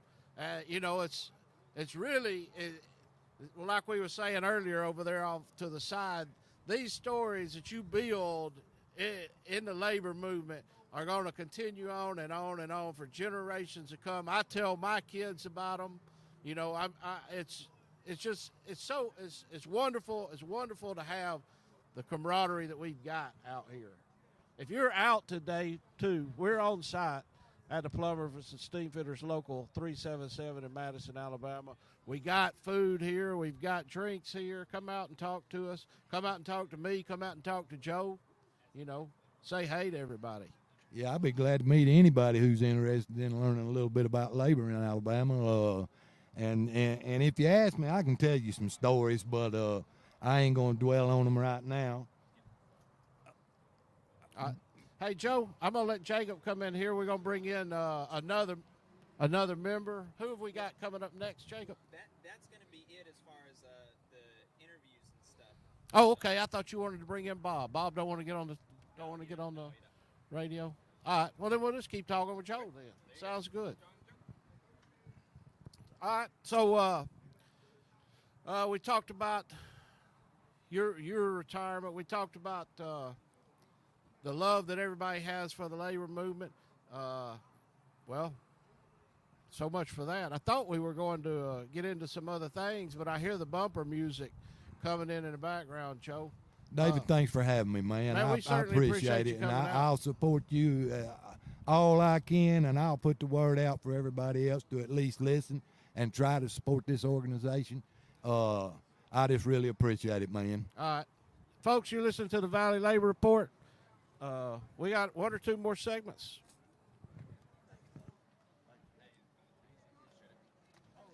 Well, you're going to keep talking and then being there. Folks listening online, we've got one more break. This is the last break, and then we've got another segment on the radio. So you'll hear that, and then after that, it's going to be kind of more casual. We're going to be we've got some folks from DSA here that we're going to talk to. Got some other folks we're going to talk to. But it is going to be a bit more casual. Still, if you want to come out, lunch is going to be ready here in about an hour or so. We're going to have hamburgers, hot dogs, chicken. Going to be a lot of good stuff. So make sure you come on out. Folks are filing in, so I'm looking forward to it. Make sure you come out.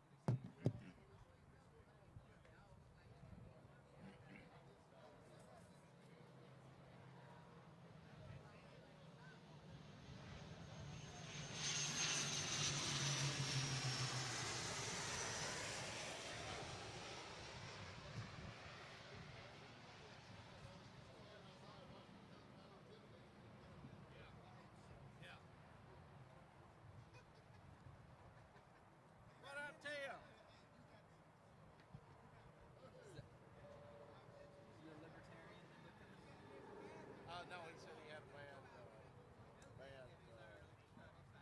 competition this weekend. But we'll have some. How's it going?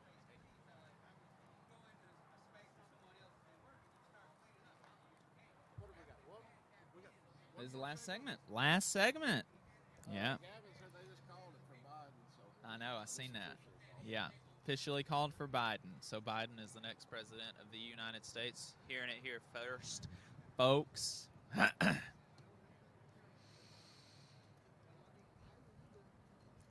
Almost through this break. I think this is probably our last ad, and then we got about 9 minutes. So we're going to kind of wrap up.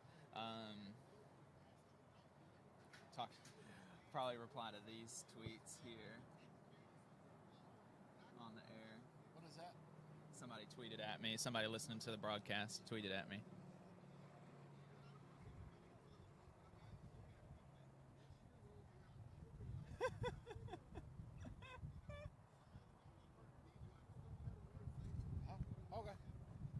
but I'll do that kind of quick. All right, folks, welcome back to the Valley Labor Report. We appreciate your time today, and so I'm going to get this out of the way really quick. We are live on location at the Steamfitters and Pipefitters Union Hall in Madison, 9740 Madison Boulevard. Here in about a couple hours, we are going to have lunch ready. We're going to have smoked chicken. We're going to have hamburgers, hot dogs. We've got chips. We've got potato salad. We've got all kinds of stuff. If you are listening on the radio, you're listening online, you want to come and see us, you want to meet, we've got probably about 20 or 30 union folks out here right now. Going to have more coming in. If you want to learn from them about what it's like to be in the labor movement, come out and talk to us. Get some free food. We've got free food for you. Bunch of socialists giving out free stuff today. It's going to be a lot of fun, and if you want more of us, make sure that you are following us online. We have a Facebook at facebook.com/Valley Labor Report. We're on Twitter at Labor Reporters.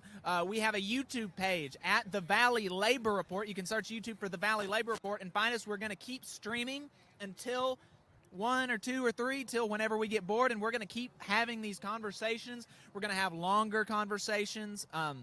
With union folks, we kind of have to cut it short because of the segments, but we're going to have kind of more relaxed conversations with some folks throughout the rest of the day. So if you want more of us, follow us online, listen to the stream after we go off of the air, and you'll be able to hear some more of us talking.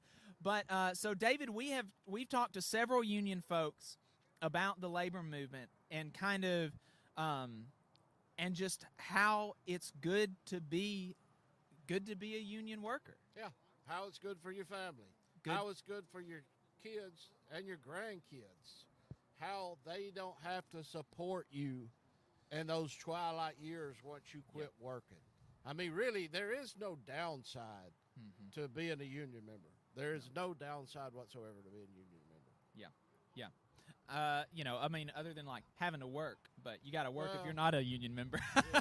So you gotta work one way or another. May as well make some money. May as well not die. May as well have a retirement. Yeah. May as well join a union. So I mean, and if you missed part of the broadcast, like I said, we have a YouTube channel. You can go back and watch it there. We've got some really good we had some really good conversations with some brothers about what it's like to be in the labor movement, be able to have something to rely on, have a community around you that will fight for you. That's not something that everybody has. That's not something that you can get just with your coworkers. And so to wrap this up, I had a listener tweet to me, and he's an anti-union fella, and one of the questions he asked me, you hate the rich so bad, name one poor person to create a job. And I'll tell you, I will name a poor person to create a job. You tell me ignorance. You tell me the name of any poor person, you've got a job creator right there. Yeah. Poor people, who buys this stuff? Who buys products? There is not one business that's there's not one person that is in business to employ people. The idea of job creators is the most ignorant talking point on the right I've ever heard. The job creators, listen to this very closely. The job creators are consumers. They're the workers. They are what purchase products, not a business. If businesses was solely, if people were solely in business to employ people like the rich would like to claim, they do such a wonderful job, then let's stamp out unemployment today. Yeah. Let's stamp it out today. We need a couple of thousand jobs created in North Alabama for people that need jobs. The fact is, it's an ignorant talking point. Yeah, so name me a poor person, I'll name you a job creator. Yeah. He also said, you decide your worth, not someone you pay dues to negotiate your worth. And that's also not true. When you're in a non-union workplace, your boss decides your worth. You have almost no say over your salary. And even if you are in a profession where you can negotiate to a certain extent, you cannot your boss has the final say. Where with a union, you don't pay dues to someone to negotiate your worth for you. You pay dues to each other to negotiate for each other. It's not like you've got this big union boss and he's going to tell you what to do. You workers are the union, and they decide what happens, and you pay dues to each other to support each other, and you negotiate collectively your collective worth. Yeah. And Preach. I mean, it's so silly to think that if you're in a non-union workplace, you decide your worth. It's absurd. It is not. Anybody that's worked knows that is not true. You have more of a say over what you make if you're in a union. He also said unions are for the weak-minded, which is absurd because the boss relies on, the boss relies on people to be weak-minded, people to be dependent on them, people to be scared of them, to have control in the workplace. When you join a union, you become more independent. You become empowered. more strong-willed. You have more confidence to speak out if you know there's a process that is not safe or that is not efficient. You have more confidence, more leeway, more ability to shape your work when you're in a union. Unions are for the strong-minded. Unions are for people that believe they have worth. Unions are for workers who know their worth and will demand that they be paid their worth and that they not be subjected to unsafe working conditions, that they not be subjected to death at the hands of their boss. The fact is, unions empower workers. It's just it's as simple as that, and there is no imaginary great. When me and Sam talked about this, in our episode, there is no imaginary boogie boss union man that's coming in to tell you what to do or to tell you how much you're going to make. It is simply a group of people at the workplace that come together collectively to bargain over working conditions and wages. It's really that simple. Yeah. I mean, it's that simple, but it is deeper because you forge a deeper connection with your sisters. And when we say sister and brother, like, we mean it. We mean it. These people are our families. We love them. We will fight for them. We have respect for them. We have solidarity with one another.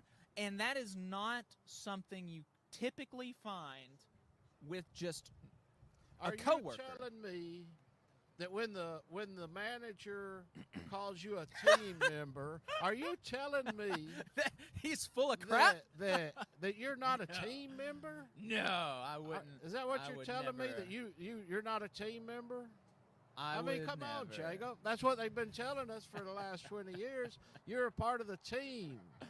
Yeah.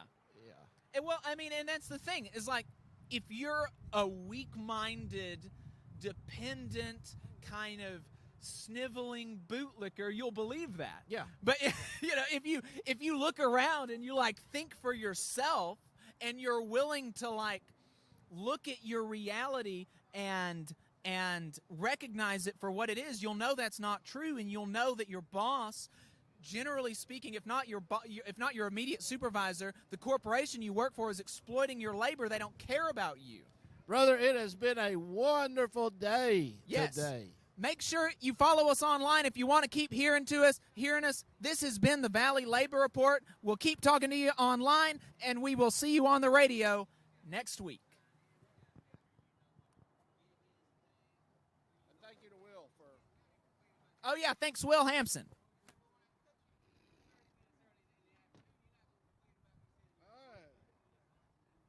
What a day.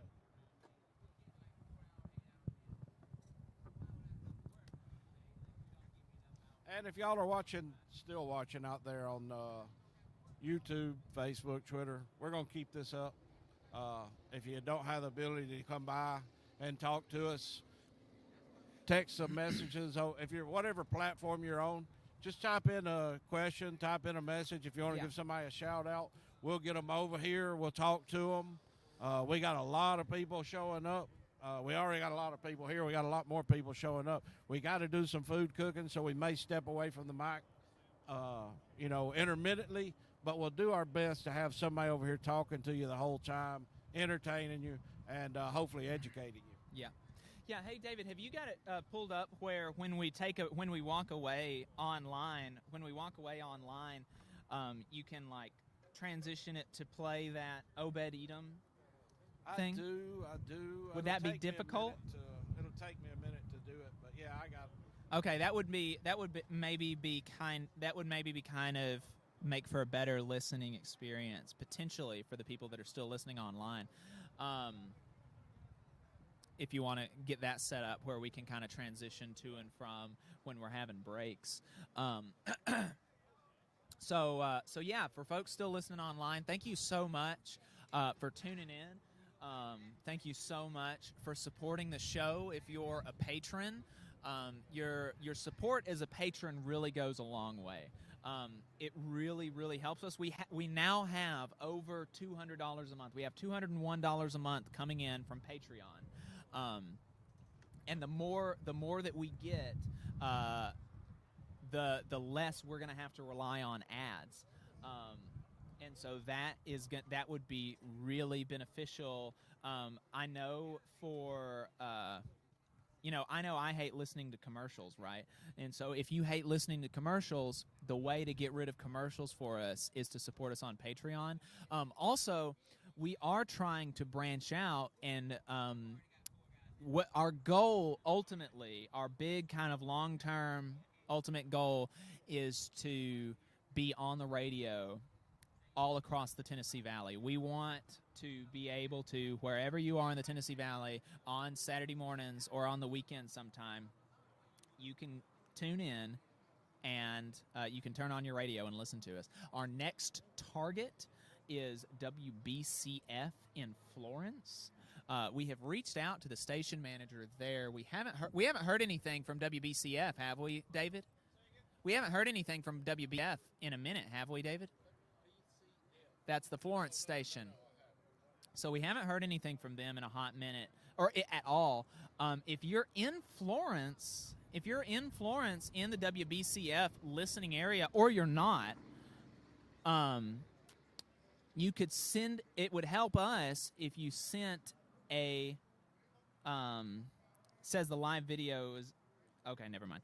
It would help us if you like emailed them, if you like searched for them online and sent them an email, say, hey, this is a show that I really like. I would like to hear more of it.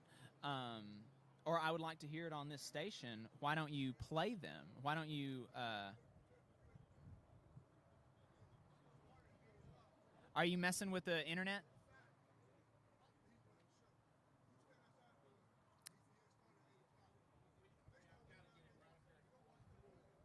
Okay. Gotcha. It would help us if you like emailed the station manager there, if you searched WBCF on Google and like found a way to contact them and said, hey, the Valley Labor Report, they play on WVNN and WGOL. It's a really good show. We'd like to hear it. That would kind of help us, and it would also help us reach some workers. And that's another thing that listener support would help us buy airtime on other stations, and it would also potentially help us expand here. You might want to go ahead and I don't presumably go ahead and disconnect. I mean, surely we're not actually going out on WVNN, but that would be wild if we were, just in case.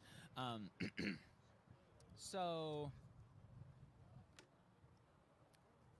yeah, I was saying, listener support would help us get on other stations. It'd also help us potentially expand our show on WVNN should any openings come up, and we could make it a 2.5-hour show or a 2-hour show or something. That would be something that we'd definitely be interested in. So yeah, I've been enjoying the conversations. People are still filing in, and it's fine if you can only come for just a few minutes. We're going to be having people coming and going all day. So come out and see us at the Steamfitters and Pipefitters Union Hall in Madison. We're gonna have chicken, gonna have hamburgers, hot dogs, and stuff. Why don't I think Tim's here? Tim's here. Yeah, Tim's an ultra right wing supporter. Why don't we get Yeah. Tim over here and talk to him about why he thinks that? Do you want to talk to him, or you want me to talk to him? It don't matter. Why don't you talk to him? You're the one that knows him. So we got thank you for listening. Thank you for tuning in. We really appreciate you taking the time to listen to us. We do not at all take for granted our listeners online. It means a lot. It means a lot that we've got folks listening to us and hopefully thinking that we're doing a decent job representing organized labor on the radio. I will let Joe know that you said he did a good job, Martha. Or that Mel and Martha. Thanks for listening. And you know, that's another thing that we harp on is that David, or is that you don't have to be a liberal or a lefty or a socialist to be in a union. Unions are for everybody. Unions are good for everybody. And everybody should be in a union. Everybody should have the right to collective bargaining on the job. Everybody should have the right to good wages and working conditions. And that's not like a left or right issue. That is just a like normal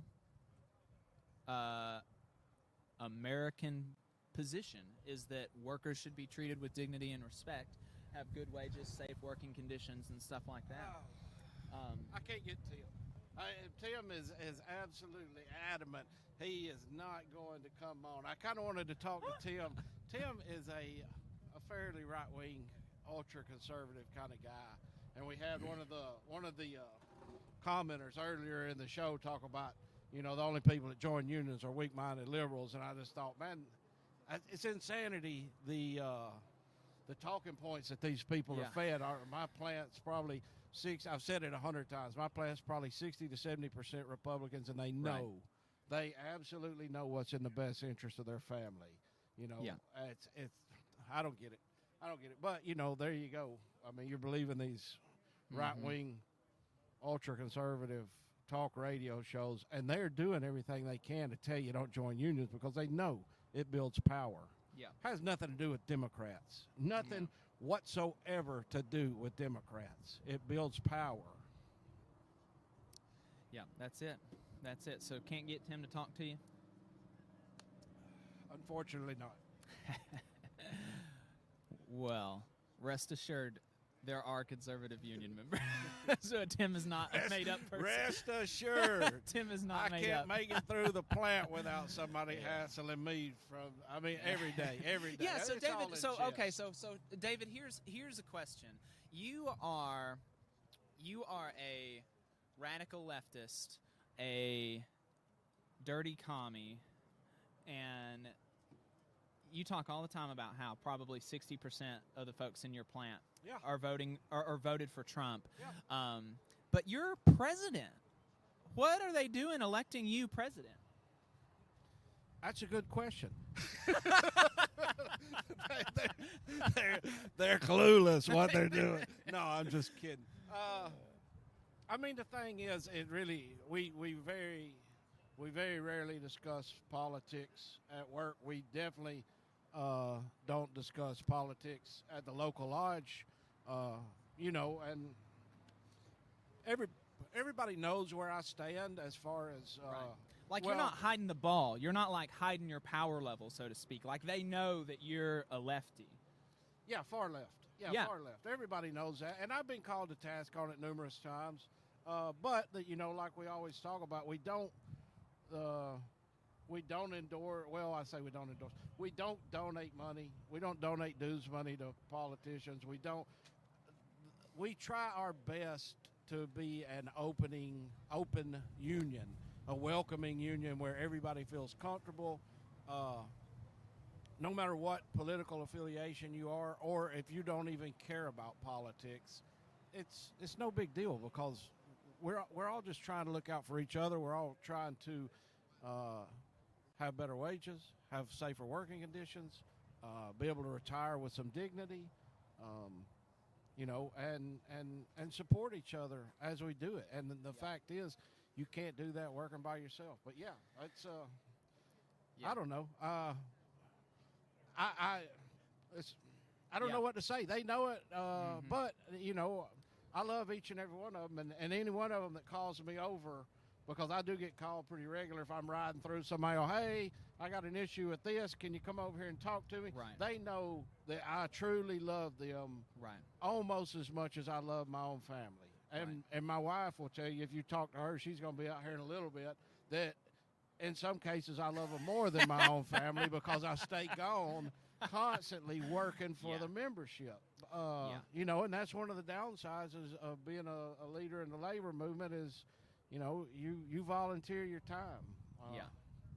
So yeah, they all know I love them. Yeah, and so, you know, I was talking to, you know, I talk to Dale Jackson every Thursday morning. I call into the show, and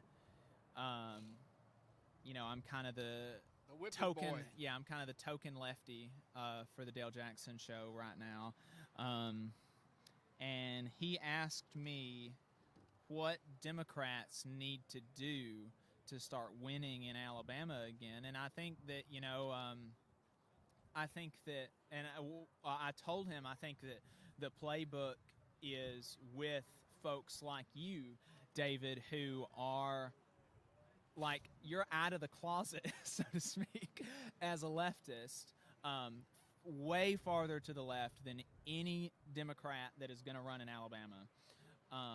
But you had 300 mostly conservative people cast ballots, so to speak, for you to be in the leadership of their union, because they know they disagree with you. They know for a fact they disagree with you on several issues, but they know that when it comes to their pocketbooks, when it comes to their safety, when it comes to their retirement, when it comes to a deep and fundamental love and respect and solidarity, you have their back.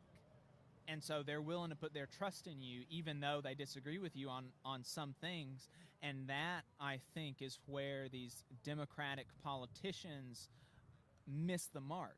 They're not deeply rooted enough in their communities. They don't have enough trust, and people don't believe that they're going to fight for them. No, well, I mean, a good point is, you know, everybody knows Doug Jones. He's a household word now. Yeah. But 6 years ago, who knew Doug Jones? Right. Who had ever heard of Doug? I mean, other than, I know his, and I hope his sister's not watching us today. I apologize if you are. I'm friends with his sister on Facebook. She don't live a few miles from me, but and there's no disrespect meant for Doug or their family, but the fact is, nobody knew him.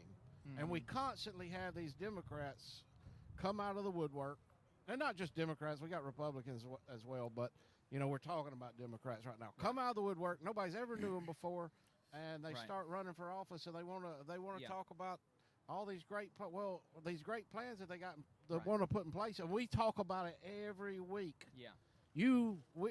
Politics is not important in the grand scheme of things as far as the union goes. But if you want to change things, if you want to make material change on the ground for people, you've got to do it every day. And if you're doing it every day, I'm going to know you. You're going to know them. Right. And the fact is, they're not. Yeah. They're not. And that's the problem. And, you know, and I think another thing, and this is another thing that I said on the Dale Jackson show when I called in, the playbook is with people like David, who, despite their left-wing politics, have real respect in their communities. It's also building up instead of trying to come from the top down. Like, you're not going to win a top-of-the-ticket race in Alabama coming out of the, you know, like, you can't bring change from the top down. You're going to have to start at dog catcher. Yeah. You know, you're going to have to start at dog catcher. City councils, mayors, county commissions, mayorships, state house, state rep, and build people's trust and get them to get them to believe that you are going to fight for them. And you know, again, Democrats are not doing that. When I went to cast my ballot on Tuesday of last week, there were probably 20-something local races that were uncontested. Yeah. That were uncontested in Madison County, and Madison County is turning into a blue county. Doug Jones was only 3 points behind in Madison County. These local seats are winnable. Look at all the judges. Did you look at Yeah. all of the judges that was I know. uncontested on the These ballot? are It's these insanity. These local positions are winnable, and Democrats are not putting people up for these positions. You know, so this, like, they have to try. They have to try to run. They have to try to run people that are rooted in their communities, and they're not doing that. People that have the trust and respect of their communities, and like we just don't have that right now. And so I'm hopeful. You know, there are some people in the Democratic Party that are working really hard to build it back up, to build trust in the community. And so I'm hoping that we can kind of start seeing some of that again. This is Mel Sutton. I met you at the Cope in Montgomery. You're with the West Alabama Labor Council. I appreciate you watching. It was nice to meet you as well. I enjoyed my time down in Montgomery. It was a lot of fun. I always enjoy going to these conventions and things and representing my local. I'm very proud when I have the opportunity to represent my local. I'm proud that they put their trust in me to represent them. So I'm gonna step away for just a second. I'm gonna get David to play some music for y'all, and we'll be back. I think we'll probably try to talk to somebody from the DSA maybe. Mel, I will let Joe know that you said he did a good job. We'll be right back.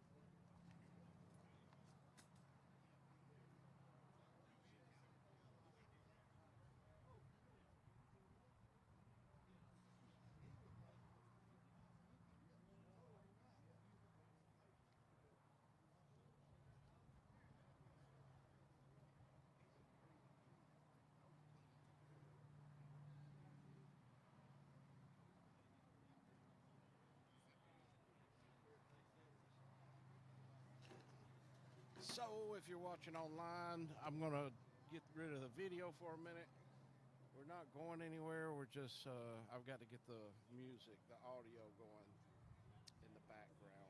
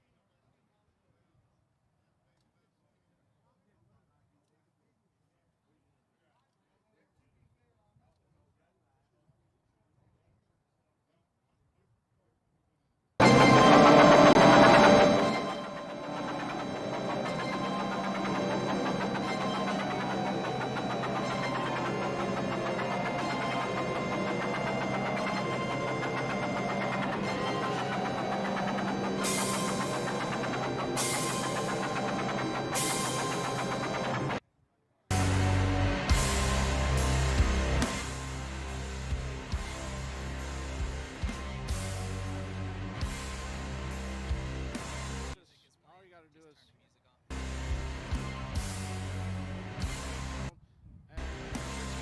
this is one of the local bands here in Huntsville, Obed Edom.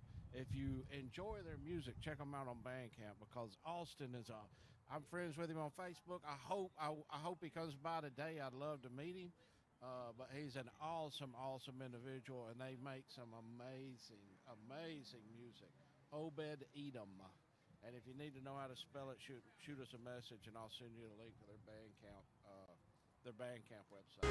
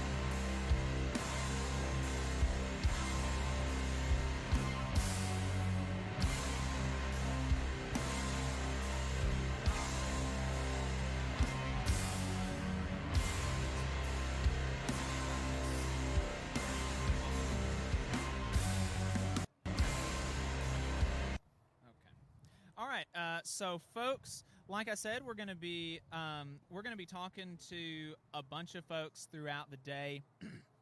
When we're not talking, we're going to be playing Obed Edom. That is a local band. If you like what you hear when you're listening to them, then check them out, Google them, etc., etc. And generally speaking, we're going to be talking to union folks, but we've also got some labor-friendly. Organizations out here. Hometown Action is going to be out here in a while. But with me right now is, I'm sorry, I didn't catch your name. I'm Tristan Gilbert. Tristan Gilbert from the North Alabama DSA. He's out here. You know, DSA is a very labor-friendly organization. We appreciate them coming out. And so I'm going to be talking to him about what they're up to here in North Alabama with the DSA. If you're watching the live stream and you want to come out, food is going to be ready in about an hour and a half.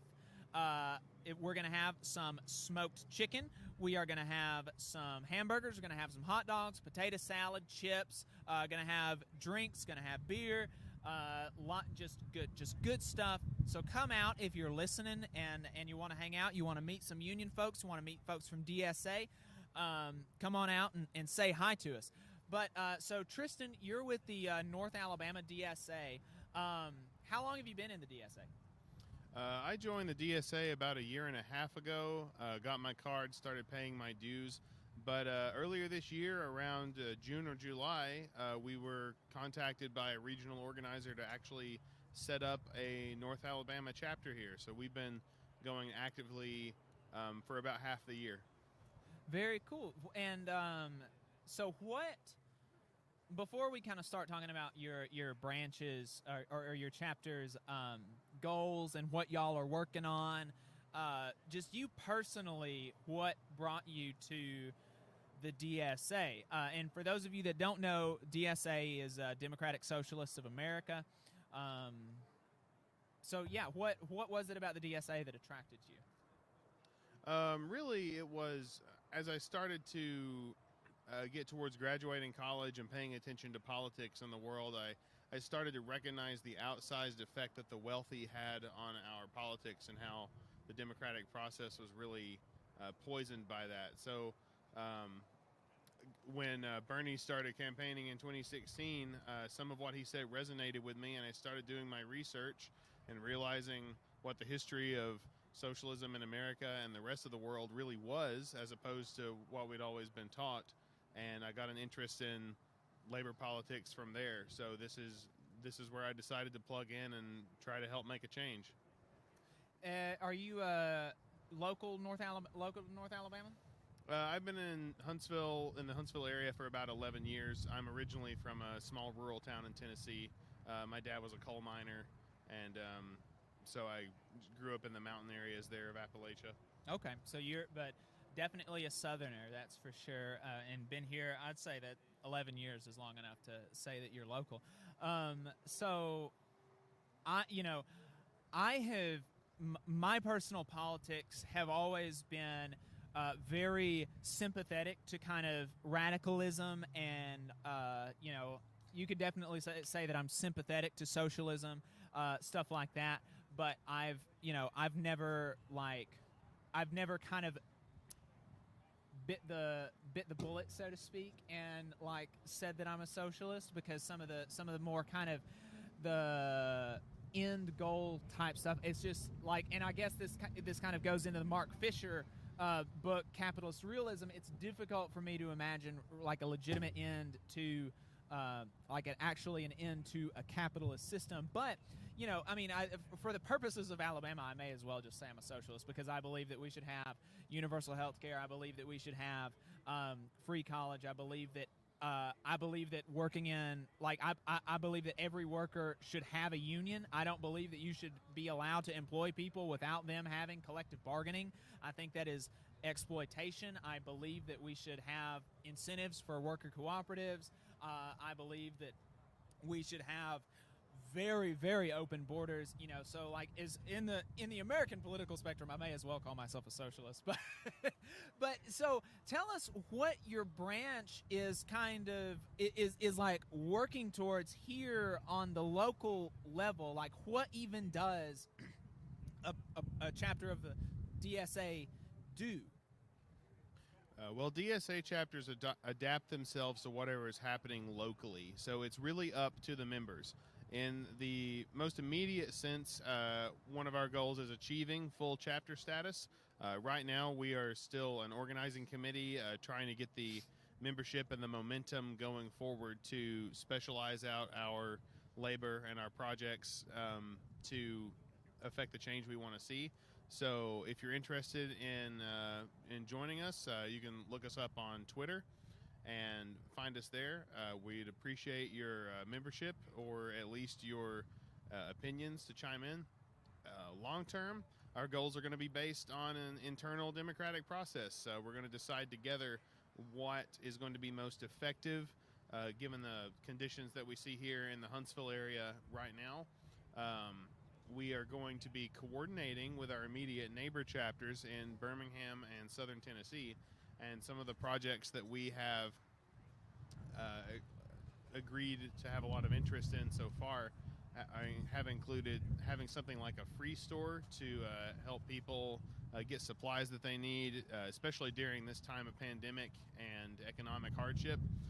We've talked about helping to bring people's interest towards worker co-ops. We're all very sympathetic to co-op projects, and we want as many young workers, older workers, union workers, non-union workers, people who want to be in a union, people who want some sort of bargaining power. We want to hear from everybody and figure out together what our priorities should be, because it's all about local action. Yeah, and I think that's, being a kind of militant unionist, I believe that democracy is a very good thing, and I believe that having roots in your community can kind of help guide you. Like, if you come at, obviously DSA has national objectives, national campaigns that chapters cooperate on, and there's but that is one of the things that I like about what DSA does, is it allows its local chapters to be pretty autonomous in their generally what they work on and what they focus on, and I think that's really valuable. And one of the things, and I know that the Birmingham DSA has a free store. I know that they do brake light clinics, which I think are great. Talk to us, and the brake light clinic is a national program. Talk to us about that. What is a brake light clinic? Brake light clinic. So I can only tell you what I've heard from the Birmingham folks and the other chapters in Alabama. We haven't done one ourselves yet. But a brake light clinic is a free public event. Chapters may do it once or twice a month, where they get the supplies and a few people with the knowledge to come by. And if you see a DSA brake light clinic and you have a brake light out on your car, you can come in for free, and the DSA will replace them for you. And we do this because broken brake lights are often a pretense that the police use to pull over people and then trump up other charges on them. So we want to help even the playing field and remove that excuse for otherwise inexcusable police behavior. Yeah, that's like you said. That is one of the, like, broken brake lights are a very common pretense to pull people over, and so taking away that pretense is very important and very valuable for poor and working people, I believe. I think that the DSA does really good work, especially in that aspect. Have you got any local races that y'all are looking at, backing a candidate in the primary or running an independent candidate at this point? Well, we are just a few minutes now after the end of the presidential election, so we haven't had any time to look at local races that are going on.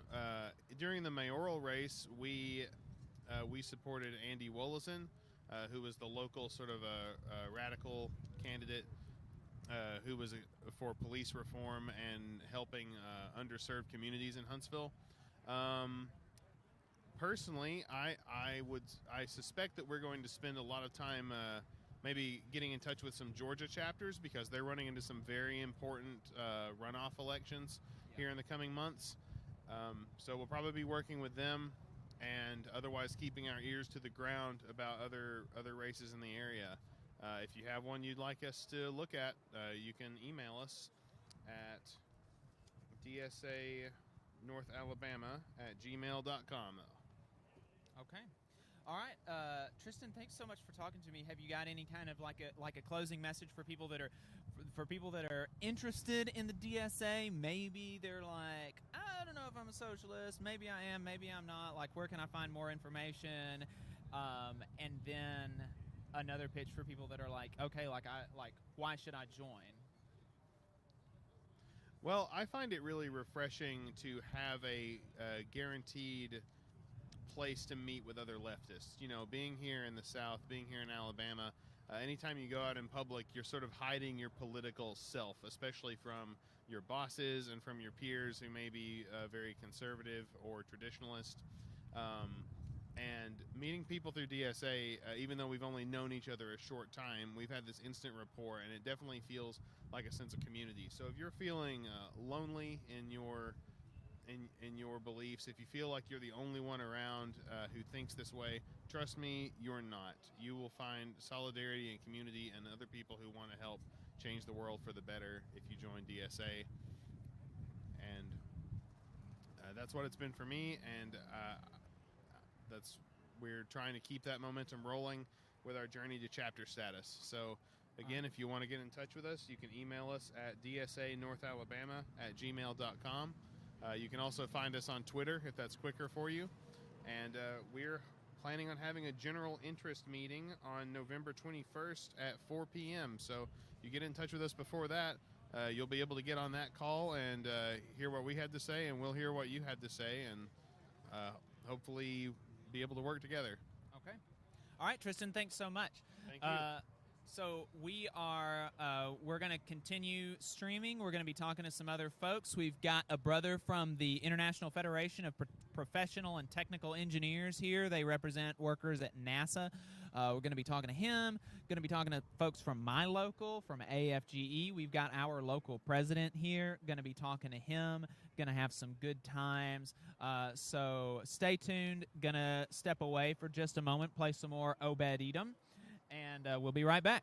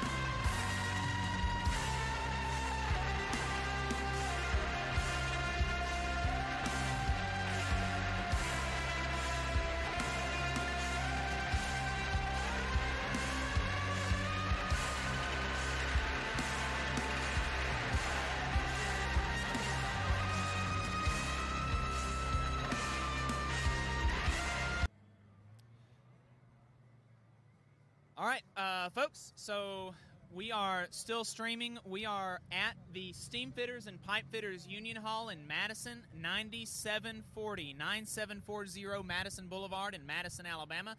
We are going to have some smoked chicken, some hamburgers, some hot dogs, some chips, some homemade potato salad here in about an hour and a half.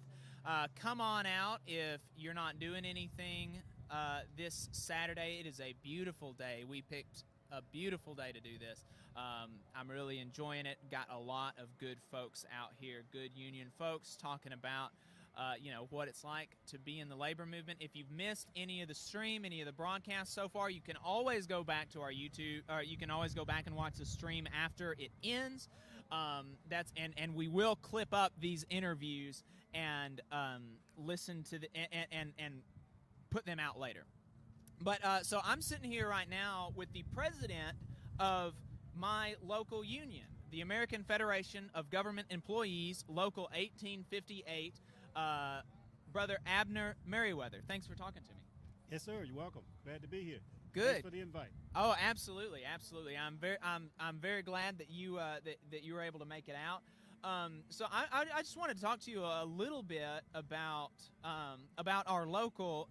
Our local represents federal employees, and a lot of people when I tell people, I'm a member of AFGE, I'm a federal employee, and I'm a member of a union, they're like, federal unions, a public union. What do y'all need unions for? Why should y'all get unions? What do y'all need a union for? And it's like, well, why shouldn't we have a union? Every worker should have a union. So talk to us about, like kind of your experience in the labor movement as a public employee, and like what the union can do for federal employees. Like, why should a federal employee join the union here in Huntsville? I'd just like to give a little history of our local. We've been local since the 50s. And so I think 55, something like that. So we've been a local there at Redstone since that time. Since that time, we have grown to at least 28 or 29 agencies in command that we represent. That's over 11,000 employees that we represent. So, and I've been a member, first became a member back in 1997. So I'll let you know approximately how long I've been out there. I've been out there a while, so to be honest, I have over 37 years of federal government employees experience. So we're mainly there to protect employee rights. If you're a worker of any kind, from a plumber to a ditch digger, engineer, to the professional world, we represent doctors, we represent attorneys, we represent nurses, we represent engineers, of all kinds. So just to give you a snapshot of who all we represent, and we're mainly there to protect employees' rights. I look at it like this. Joining the union is like having insurance on your car. You may not never need it, but it serves you good just in case you do need it. And believe me, we do have employees that need it from time to time. And we give free legal representation. We give local representative representation. So we have a whole program to basically help employees that has been disciplined or served some type of adverse action or reprimands, stuff like that, or even removal. So even promotions and awards, we represent employees with that as well. So we're just only there to protect employees' rights. So not only just that, but we have a whole laundry list of benefits. Even though our local biweekly dues are like $20.91, you can actually make that up 100 times more by joining the union, by enjoying those benefits. And we got benefits of all kinds, renting cars, buying cars. We had one employee that testified that he saved like $3,000 or $4,000 in buying his new car. So you can easily make that money up. So that's pretty much it in a nutshell, who we are about, and that's about it.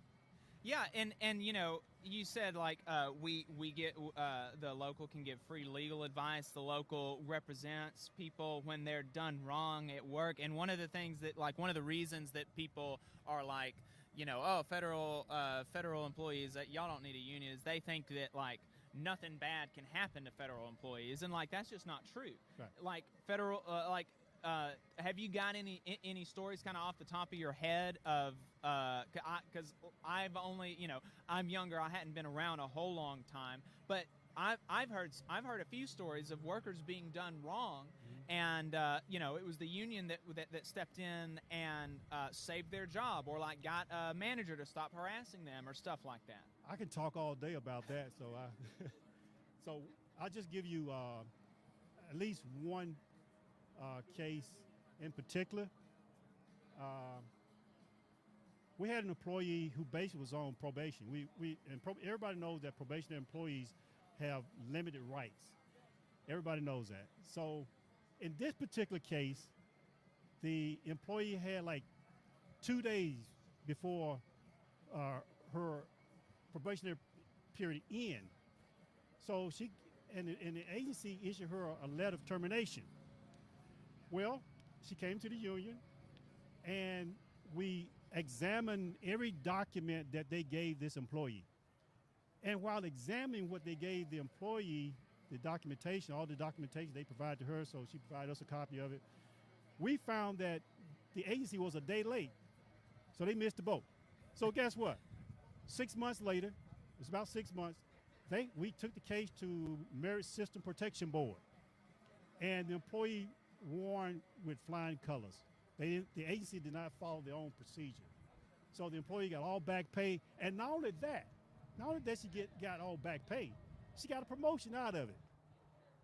Right. So that's just one case, you know, upon many. I can stand here all day or sit here all day and talk about cases that we've won and we prevailed in. And I would say this, about 80% of the cases we get does have merit to it.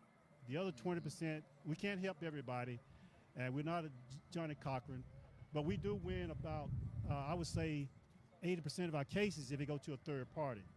So we're very skilled and we're very good in what we do. And then sometimes we ask for national attorneys, and I would say the national has been very liberal about providing us legal representation from our national office.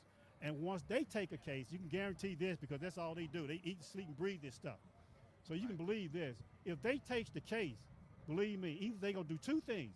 They're going to settle or they're going to win. Right. Yeah, and you know, like, here's the news flash. Federal employees have to deal with bad bosses, too. You know? And right. HR is not like... HR is one avenue, but they're there to protect the interests of the government. Like in a private company, they're there to protect the interests of the company. Right. The union is made up of workers and is there for the workers' interests. That's right. That's right. And so, you know, I believe every worker should have a union fighting for their rights, fighting for their interests on the job. And not have to rely on HR, who are fundamentally there to protect the interests of the company or the government, in our case. Right. And, you know, we have to deal with bad bosses, too. We have to deal with, you know, there are folks, I know that we've had discrimination cases in our local that the union has been able to help the employees with. And, you know, these are things that you can't get outside of a union. That's right. And so how can folks, if they're a federal employee, how can they find out if they are, maybe they work for an agency that is represented by our union and they didn't know it? How can they find out more about us? Or if they're not represented by an agency, if they're not in an agency that's represented by our local, how can they form a union in their workplace? Well, first of all, if you're not sure that you're a part of a union, call me. I'm going to give you my personal telephone number and the office telephone number. My personal cell number is 256-520-5477. The union local 1858 telephone number is 256-876-4880. Now, if you're not a part of if you're not part, if you think you're not part of the union, the bargaining unit, what you can do is still contact me. Okay, we will show you how to form a union. We have a team of people from our 5th District office, where David Mollett is the national vice president, where we have a team of people that come from our national office as well to help you form a union. For example, we made an initiative to unionize Missile Defense Agency at Redstone. That agency employs about 2,000 employees. And so we made an attempt. So we requested from our national office a team of people to come down. We requested a team of people from our 5th District office in Atlanta. And so there's a process for that. And the key is you want 30%. Let's just say your organization represents, let's say, 1,000. Where you need 30% of the workforce signature. You do it's a petition. You get 30% of those signatures. We take those signatures, and we always want more than that, just in case, you don't have enough. We may have estimated the total workforce. So you want a little bit over that, at least 10% over that, or maybe 5% over that. And so we take those signatures and manage. And when you sign, the management do not have access to that list. That list is kept confidential. So only way management would know that you signed that petition list is that you actually told them. And so the next step is to submit that list to Federal Labor Relations Authority. And the Federal Labor Relations Authority, once they confirm that you have at least 30% of the workforce signature, what they will come in and do then and host an election. And anybody could participate in that election. They normally have the election on site. They'll come from Atlanta, Georgia. That's our district. They'll come to Atlanta, Georgia. They'll come from Atlanta, Georgia to Redstone, and they'll host an election. And you must have 51% of the vote. So if you got 100, you must have 51. And once you get that 51, the FLRA, within the same day, issue a certification letter to the union. And from that point on, you're part of the union. You're part of whatever union that you sign up for. Hopefully, you'll sign up for AFGE. We're the best, we're the best federal union in the federation. That's right. That's right. Don't tell my machinist co-host that. That's why I said federal. That's why I said federal. No, NIFI is theirs. NIFI is a machinist union. Well, NIFI will understand. That's our sister and brother.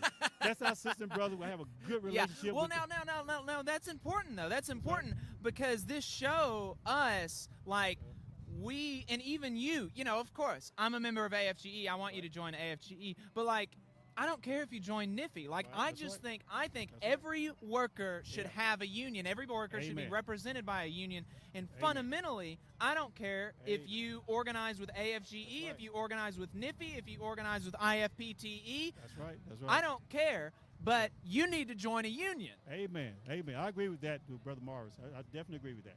We just want your rights protected. That's right. What it boils down to. That's right. We want your rights protected. Brother Abner, you got anything else you wanted to say? No, I just like to say this is a great day for me.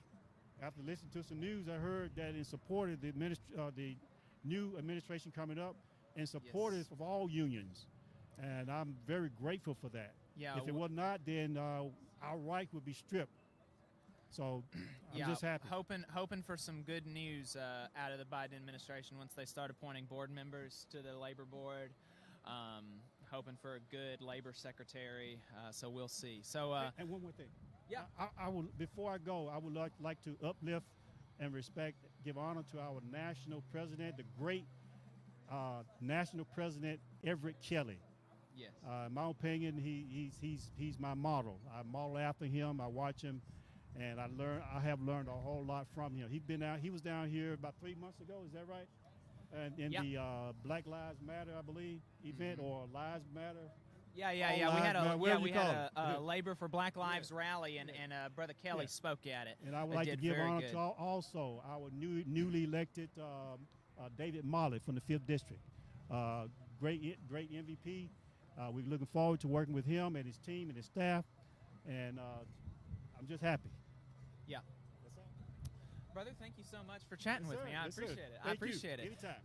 All right. All right, Rick. All right, folks. So we are going to, yes, sir. Thank you. So we're going to continue streaming. I'm going to let you listen to some music while I get somebody else on the phone. David tells me that the chicken is almost ready. The chicken will be ready here in about 15 to 20 minutes. So if you're still sitting at home, I don't know what you're doing, but come on out and say something to us. We're going to have some smoked chicken, going to have some hamburgers, going to have some hot dogs, listening to Lee Baines and the Glory Fires.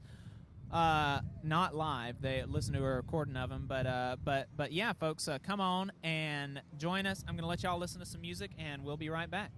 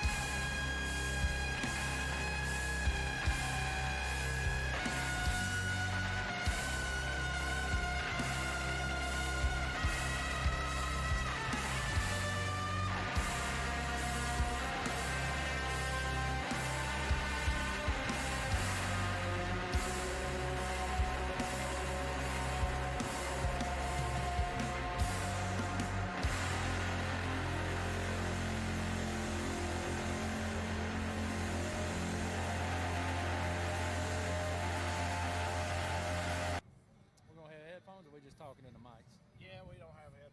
Well, I can't. Yeah, no, I can't. It's all good. Yeah, so we'll just talk like we're talking to each other. Do I need to get pretty close to it? Yep. Okay. Yep, just like you would at the radio station. Okay, cool.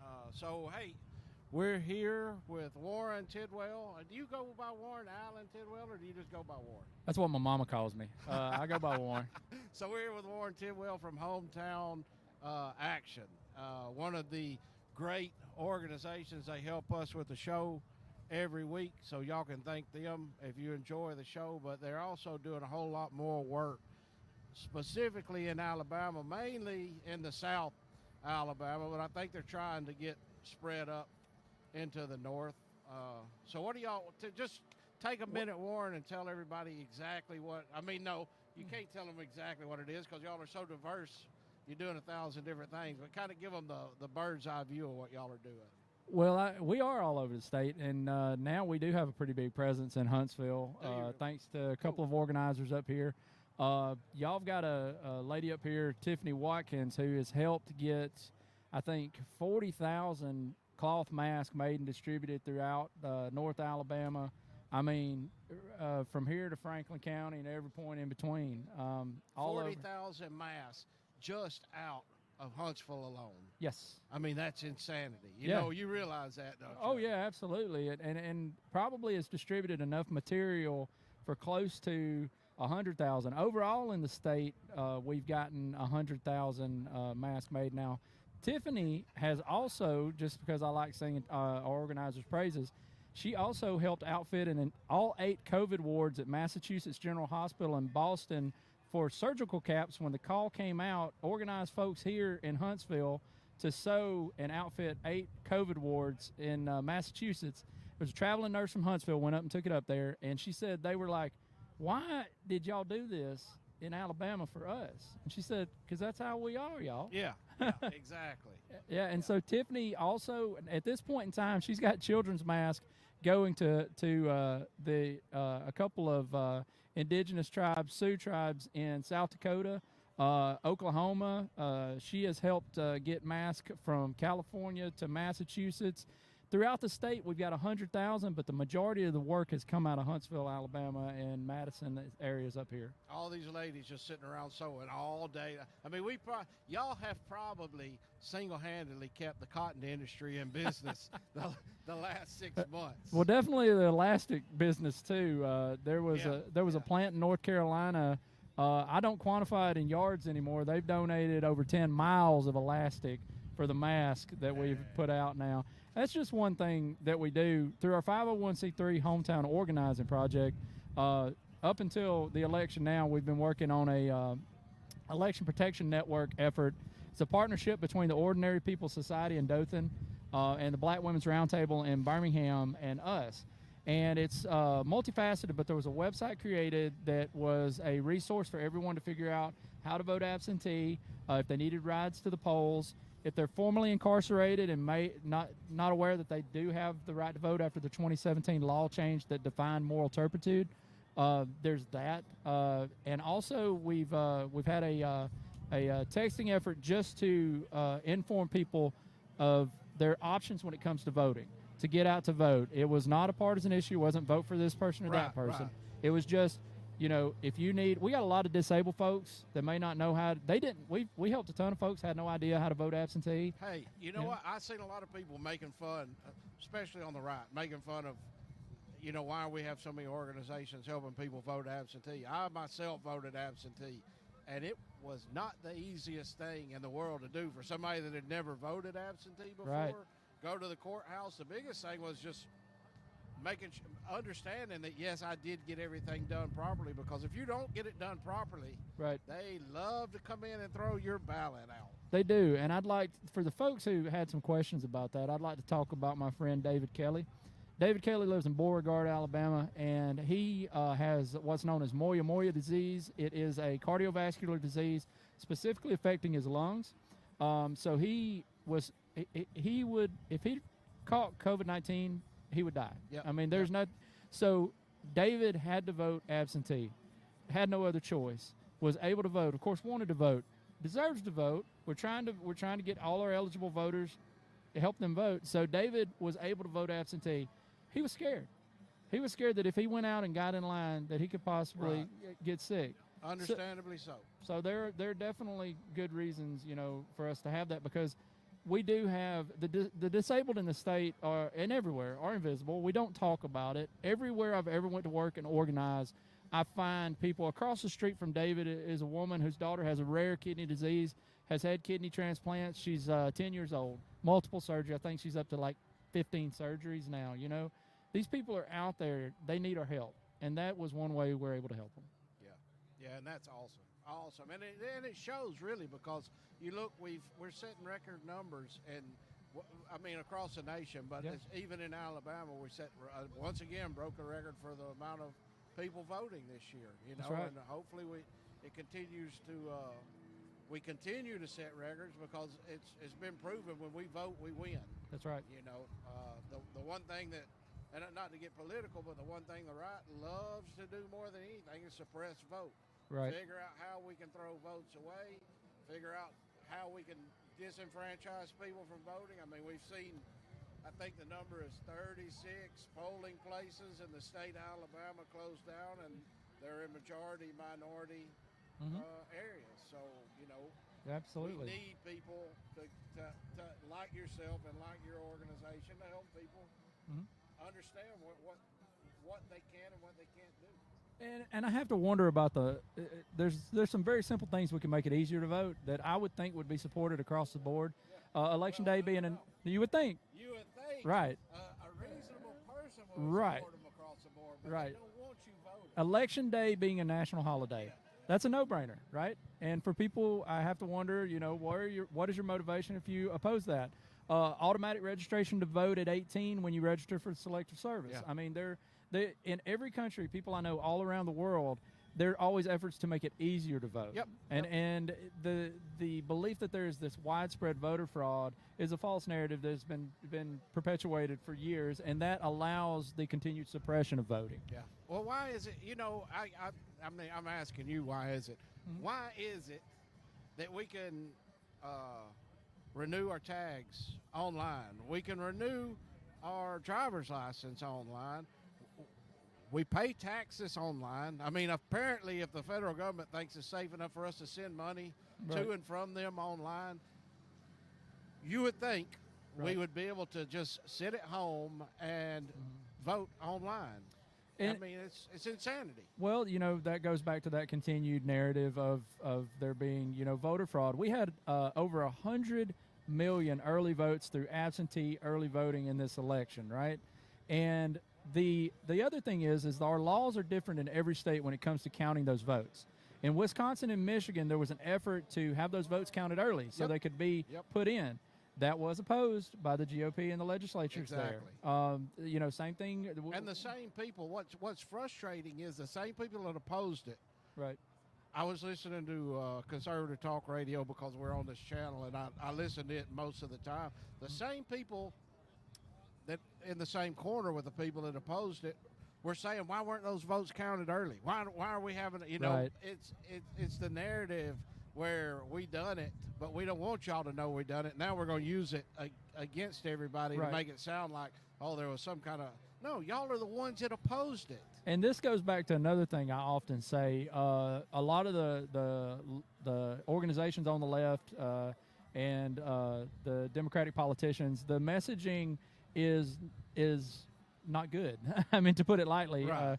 There has to be a better effort to communicate these things to people. Now, granted, you talk about right-wing radio, it's widespread in the South. There's constant misinformation, disinformation that's put out there. That stuff is understood to be the gospel truth when it's not. Yep.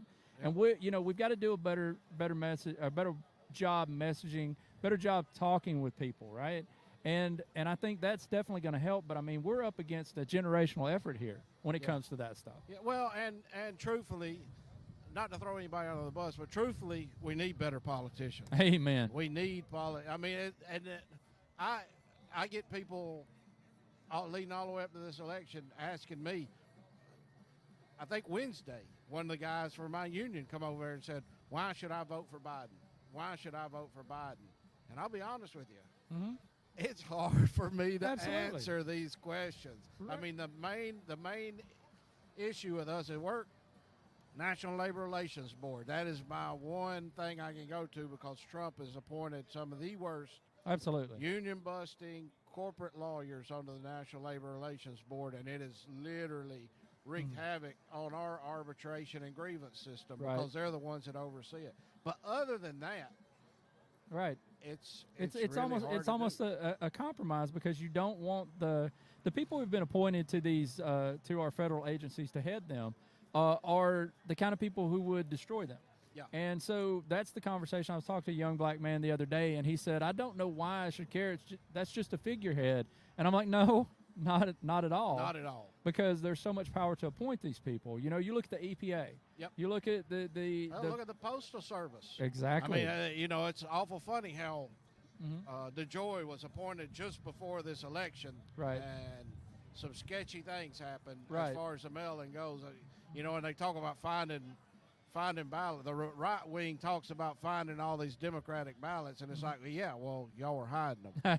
Well, you know, You know that's the thing, and I agree with you. I was not overly excited to vote for Joe Biden. There's a lot of cynicism when it comes to politicians that's understandable. Yep. Right? Yep. And I was talking to some political strategists, and I talk about, how they want to organize in the South. And I'm like, we're smarter than a lot of y'all give us Yeah, credit for. yeah. We see through that stuff. If you try to massage a message past someone in an effort to hopefully build solidarity in numbers once you get into these spaces, it's not going to work. yeah, Because the thing about Donald Trump is, and this is what you hear from a lot of folks, they appreciate him because he speaks his mind. Now, it may be horrible, awful things that I personally completely disagree with, or they may not agree with, but they know what they get. Yeah. What you see is what you get. And they're conditioned, as we are, to distrust folks who may seem to have an ulterior motive. And when you have these folks on the left who want to come to the South in these rural spaces and organize, number one, they need to be working with rednecks like us who understand our people. You know what I mean? Right. That's where I come from. I love South. I love Alabama. Number one, they don't understand that in a lot of cases, right? So they come here with this idea that they have to fix these things when this country needs fixing from sea to shining sea in every space in every state, right? And so my problem is that there's these strategies that are being put out are based upon what they think should happen in their understanding of who we are as a people in the South, right? And so that's got to change. And I see it changing. I mean, you see what happened in Georgia. Yep. You see Southern Exactly. organizers doing amazing work. A lot of friends, a lot of folks I know in Atlanta, surrounding areas, work their butts off. yeah. So, Yeah, and what me and Jacob was talking about it earlier. What we would like to see, and something. The question was posed: what is it going to take for the Democrats in Alabama to see a resurgence in popularity? And he was asking me, and I said, I mean, if you think about it, 6 years ago. And I'm good friends with Doug Jones' sister. Not good friends, but I know her, so I hope I apologize in advance if it offends you. But the fact is, 6 years ago, nobody knew. Had you ever heard of Doug Jones in your life? I can't say that I have. You know what I'm saying? So we've got these politicians that spent no time on the ground, or candidates, let's say at the time. Right. No time on the ground working, organizing, doing good social work, anything good. And I'm not saying he didn't do that. Right. But what I'm saying is if he had done it effectively, all of us would have known him. Right. Because we know everybody in Right. the state. Right. So we can't just continue putting these and I it's hard for me to say elitist because I don't want to make Doug Jones No, sound like because elitist, but I think Doug's done a good job. we can't continue putting these types of people up Right. that are the supposed white saviors. Well, that's what I was going to say. Doug Jones has been a great senator, a bipartisan senator for this state. And the thing is, and he was a great candidate, but we wouldn't be the position we're in now because like you said, had this been going on for a long time, had a friend in Atlanta who was just tickled that he lost, right? And I was like, Doug's been a great bipartisan senator. I mean, he has been the kind of senator Alabama needs. Yes, right? absolutely. We are Probably pluralistic. been closer to a traditional Republican Right. than anybody has ever seen in Right. this state. Exactly. That's what, and in Alabama, that's what you get, with the Dems a lot of times. And this is the same. Had the political strategists had the same conversation. I said we have got to be outspoken about our ideals because they are popular. You look at Florida, what passed $15 minimum wage, the things that the policies of the left passed, but the politicians of the right were elected. Yeah. Right. Yeah. And that is a disconnect that we've got to fix. We've got to figure that out. Yeah, I mean, it's a good point. We were talking earlier, medical marijuana in Mississippi. Oh yeah. I mean, seriously, folks. Yeah. Seriously, we let Mississippi beat us. I mean, come on, man. And that is a very, Right. very, you see it on all across the board, on all spectrums, very high support, 60, 70, 80%. Oh, yeah. Same with universal health care. I mean, these are policies that are popular across the board. In our state right now, everyone's aware of the rural hospital closures, the things that are hurting our people, right? We traded in a fantastic senator for someone who probably couldn't tell you the Bill of Rights, right? No, I mean, you know what I mean? Absolutely could. And who doesn't understand this. But here's the thing. While Doug Jones has done an amazing job at getting things done and getting help in Alabama, they have not done a great job. They did not do a great job of communicating that to the people. Yep. They had no I agree. idea. And Yep. that's the kind of messaging I'm talking about. It's the same way with us in the union and the labor movement in general. And it's something we constantly dwell on is we do great work. We don't do a good job of bragging about ourselves. Right. We do it behind the scenes. Everybody that works for us, works with us, knows the work that we do, but we're just terrible. And I look at that the same way. It's probably because we're so busy. Everybody Absolutely. is so busy, constantly doing something. We don't have time to come out in front of a camera. That's exactly right. This society is built to keep us so busy that we can't be engaged. Because if people weren't worried about their paying their bills, where their next meal is going to come from, any of that stuff, if they weren't worried about that and could get engaged politically, this would all change. Because they're dependent. I was listening, speaking of right-wing radio station, I was on the way up here from Auburn, and I don't know who it was because I changed it pretty quickly, but he said, I'm going to tell you the news that you can trust. I'm going to tell you what to think about. I mean, he's just basically out and out saying, I'm going to think for you. Now, my mama raised me to think for myself. My grandfather, and we were talking about him earlier, it would blow his mind what some Southern men and women are putting up with now, the kind of politicians that they're latching on to. Yep.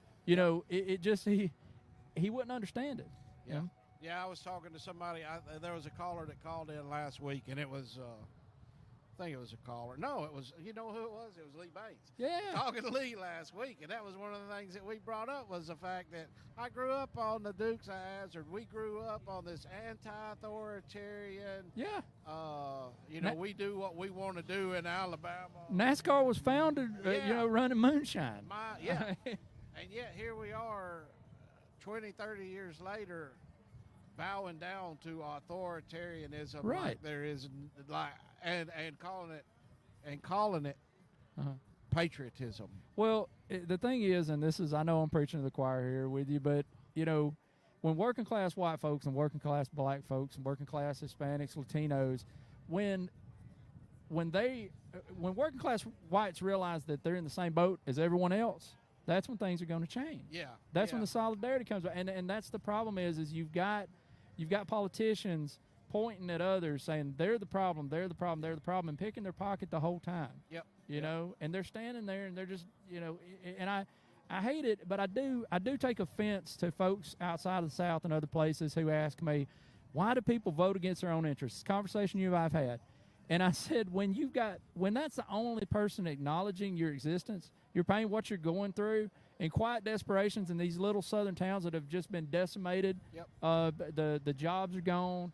I mean, that is, I had someone else. You talk about my buddy Lee Baines. I love him to pieces, but there's other friends of mine who've said some of the same stuff, and that is, the South was almost like a colonized nation.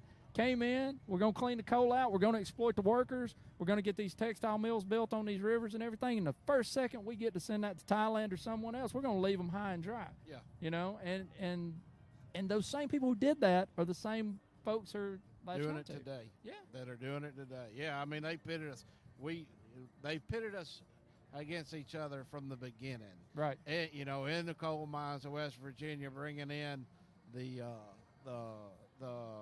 Eastern Europeans Right. originally, bringing in the Irish, and you know, and I think it was on Alabama Public TV. I can't remember the name of the show, but it was basically about the fights in those coal mines and the fact that they would not even let, if you were a different nationality, they kept you over here in this group, and they kept the other ones over here in this group, not because they didn't think they could get along, but because the more that they conversed, the more that they started building. They didn't want any workplace solidarity. That's right. Exactly. I think I may have watched that same one, and that's why when I say now, I talk about being a redneck, I say I'm a redneck in the Blair Mountain sense of the word, right? That is how, and I'm watching the results come into West Virginia now, right? And the things that have happened now and how just overwhelming the support is for the people who say the right things. And you have to give them credit. Donald Trump and all the folks on the right, they say the right things. Yeah, they're good. They say the right things, but they don't. And then, of course, Democrats, there's a tremendous opportunity now for the Biden administration and for the people who work, the people he's going to appoint. If they don't get with these organizers in these cities and in these small towns and in these areas, this is all, once again, it's going to be lather, rinse, repeat. It's going to be the same thing over and over again. They've got to come down from them ivory towers. They got to trust organizers in the South in these areas, you know, and they've got to do a better job reaching folks. Yeah. Well, we talked about it earlier in the week on Labor Radio Pod, doing the election coverage, and I'll bring it up here, and you know it as well as I do. We don't stop fighting because Joe Biden got elected. I'd say it's the starting gate. Well, It's not the finish. It's not the finish line. Yeah, and too often, especially in the labor movement, we get a Democrat president that we know we're going to appoint labor-friendly people, and we just kind of kick it up into neutral and start coasting them. Now is not the time to start coasting because I don't think. No. I know we're going to get good appointments out of him, and I know he's going to be 180-degree difference of what we've seen the last 4 years. But he was not the compromise, as far as I'm concerned, that we needed. He's just a compromise that we were forced to take. Well, the thing is when you look at the DNC and you look at the Democratic Party, they're the same. Some of the same power brokers, the same folks. That's what they want. Yeah. And they you see it across the board, across the political spectrum, the left and the right. They have their base, right, that they're going to depend on, and the folks that they want to organize. And it's the thing we talked about earlier. You know, now that the election is over, there's talk that the embracing some of the more progressive policies is what hurt. But you know, the people who ran on those for the House, they didn't lose. Right. You know, and you're the also, ones that were already in there talking it got reelected. And someone pointed this out to me. They said, how many people went in and voted for Joe Biden because they didn't want to vote for Donald Trump, right? And then went ahead and voted for the Republicans around there, right? Yeah. The thing was, it was supposed to be that Joe Biden would be the one that pulled, you know, support from across the political spectrum that would allow Democrats to win the Senate. And again, they still may end up, we may end up with a split Senate. Who knows? It's going to be, if it is, it will be exactly in extremely Georgia. Close. In Georgia, Georgia. I'm just. It's so wild to me. We've talked about it for a long time with the growth of Atlanta and those areas, you know, that the Georgia's going to change, but it's been pretty rapid, you know. And Texas, and I'm reading the returns now, Texas would have as well, but a lot of the folks who voted for Donald Trump were Latino voters on the border. Yeah, a lot of business owners, the shutdowns hurt them. They're worried about that, and that's understandable. They're trying to make a living. They're trying to take care of their family. It's just – we've got to get past this pandemic, which is very real, we need to base our decisions on science and what works. But at the same time, this, you know, whack-a-mole approach that was going on, the people who, you would think that they would have paid a price for that there would have been consequences for the lack of managing this well. But in fact, it's had the opposite effect on some things, and that may be what kept Texas from going blue. Yeah, well, it's like you said, they do a very good job, and they have basically the entire gamut as far as radio. To the best of my knowledge, we're about the only show certainly in Alabama, but Mm-hmm. that I know of really on actual live radio that talks left wing politics. Right. I mean, the right has completely taken that over. So no matter, and every workplace, 90% of the workplaces, blue collar workplace you go into, they don't have TVs there. Right. They've got radios. They there, do, and if they have a TV, it's on Fox News. it's on you know? Fox News. So Hey- they've catered their message to the group. They've told them what they want, and unfortunately, there's not a whole lot of people telling them anything different. Well, and that's the thing I talk about messaging. Talking about getting into these communities, actually speaking to people's self-interest. You Yep. know what I mean? Yep. And it don't they, there's And not talking down to them. it's so like you easy said. it's so easy to call for. We've talked about it before, to call for boycotts of the South and these areas. And like I said earlier, Donald Trump had 4 million, probably nearly 5 million by the time the count's done, voters in California, right? And we had nearly 1 million for Biden in Alabama. The equivalent of what gave Biden 9 electoral votes between D.C., Vermont, and Delaware, Yeah. right? It is much more complex, but it's so much easier to criticize from afar, to joke, to make fun, which I see entirely too much of when it comes to us. But I think, and I told you this earlier, this is an issue from sea to shining sea. We're not going to be a punching bag to make folks feel better. Yeah. You know what I mean? And it's easier to do that than it is to do the work. Yeah. To come down, and that's what I tell them. I said, open invitation, y'all, come on down, work with us, organize with us, and we can change things. Yeah. Hopefully we'll change things. I'm- Y'all are doing a great job. Hometown Action, folks. Warren, Kathleen, love her to death. There's so many great people that if you'll reach out to them and get involved, there's plenty of work to do. People That's are right. always looking, how can I make a difference? I'm just little old me. I can promise you can make little old you sitting in your living room can make all the difference in the world. Y'all were working your tails off. Get out the vote issues before the election. So. Well, you know, the whole mask making thing started. Wanted to get 4 masks from my buddy David that I talked about earlier, who had the health issues. Started off with that. I saw the interest in that. Started a local group.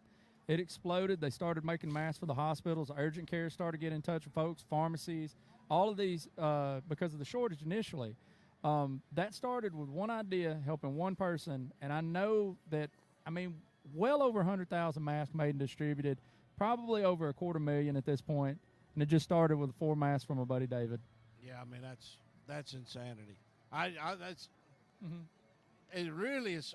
It leaves you speechless whenever you hear that amount of work has been put in over the last. And it's all people working together. And that now, and I have to say this too. In the South, 98, 99% of the organizing I do, the women, and then the women lined up here, and they took off with it. The organizers in this state that are getting things done are the women here like Tiffany. And it's people working together. That's it.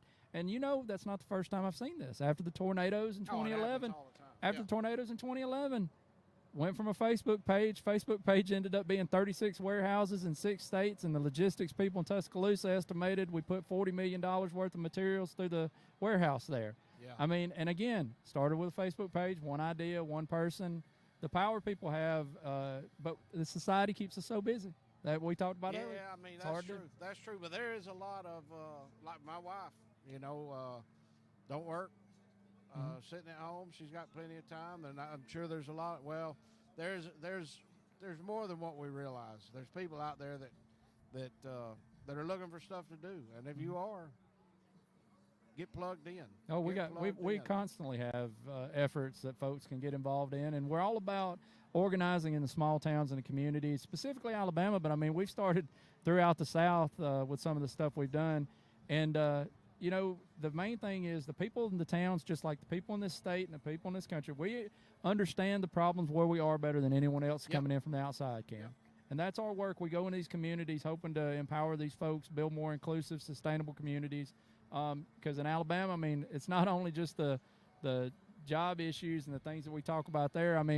Hurricanes, tornadoes. There's so many things that affect this state. Constant. Yeah, unfortunately, it is constant. And like you said, the people on the ground know best what they need. Absolutely. And they'll create a way, and y'all have the infrastructure there to help people out. Hometown Action, folks. Warren, Tidwell, If you can't find, I mean, they're easy to find on Facebook and everywhere else. But if you need to put in touch with somebody, reach out to us on the page, and we'll put you in touch with somebody. If you want to help, put you in touch with somebody. If you need help, we'll That's put right. you in touch with somebody. I mean, we've talked about politics the whole time because it's easy. Yep. But the fact is 95% of what we do day to day is never politics. It's just No. what everybody wants to hear. Well, and that's the thing. We're all in this together. And the sooner we realize that, the better off we'll be. I've worked in communities around the world. We like to look down on them. I've heard them called derogatory terms. But I'll tell you, some of these communities I've worked in are still in touch with something that we've left behind or forgotten in a lot of areas, and we need to rediscover that. Yep, awesome. Hey, I got some chicken that I got to get off the grill. Warren's more than welcome to sit here and talk to y'all for another couple of hours. I'm good, brother. We're going to bring some more people if they want to talk, and if y'all are wanting to listen, I can't believe we still got viewers here. I appreciate y'all hanging out with us. We'll bring some more people back here in a minute.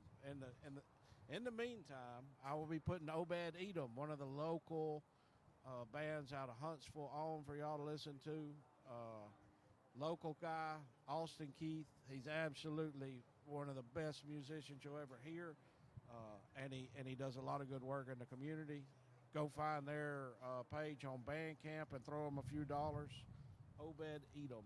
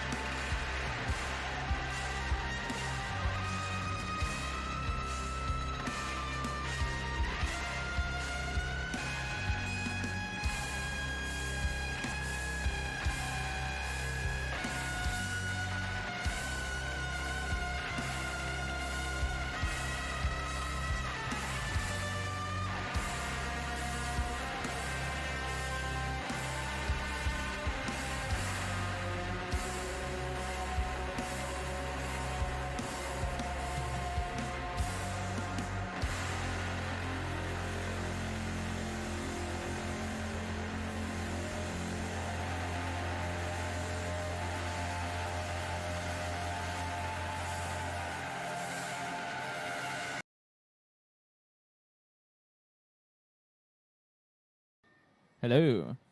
Yeah. Hello. Okay.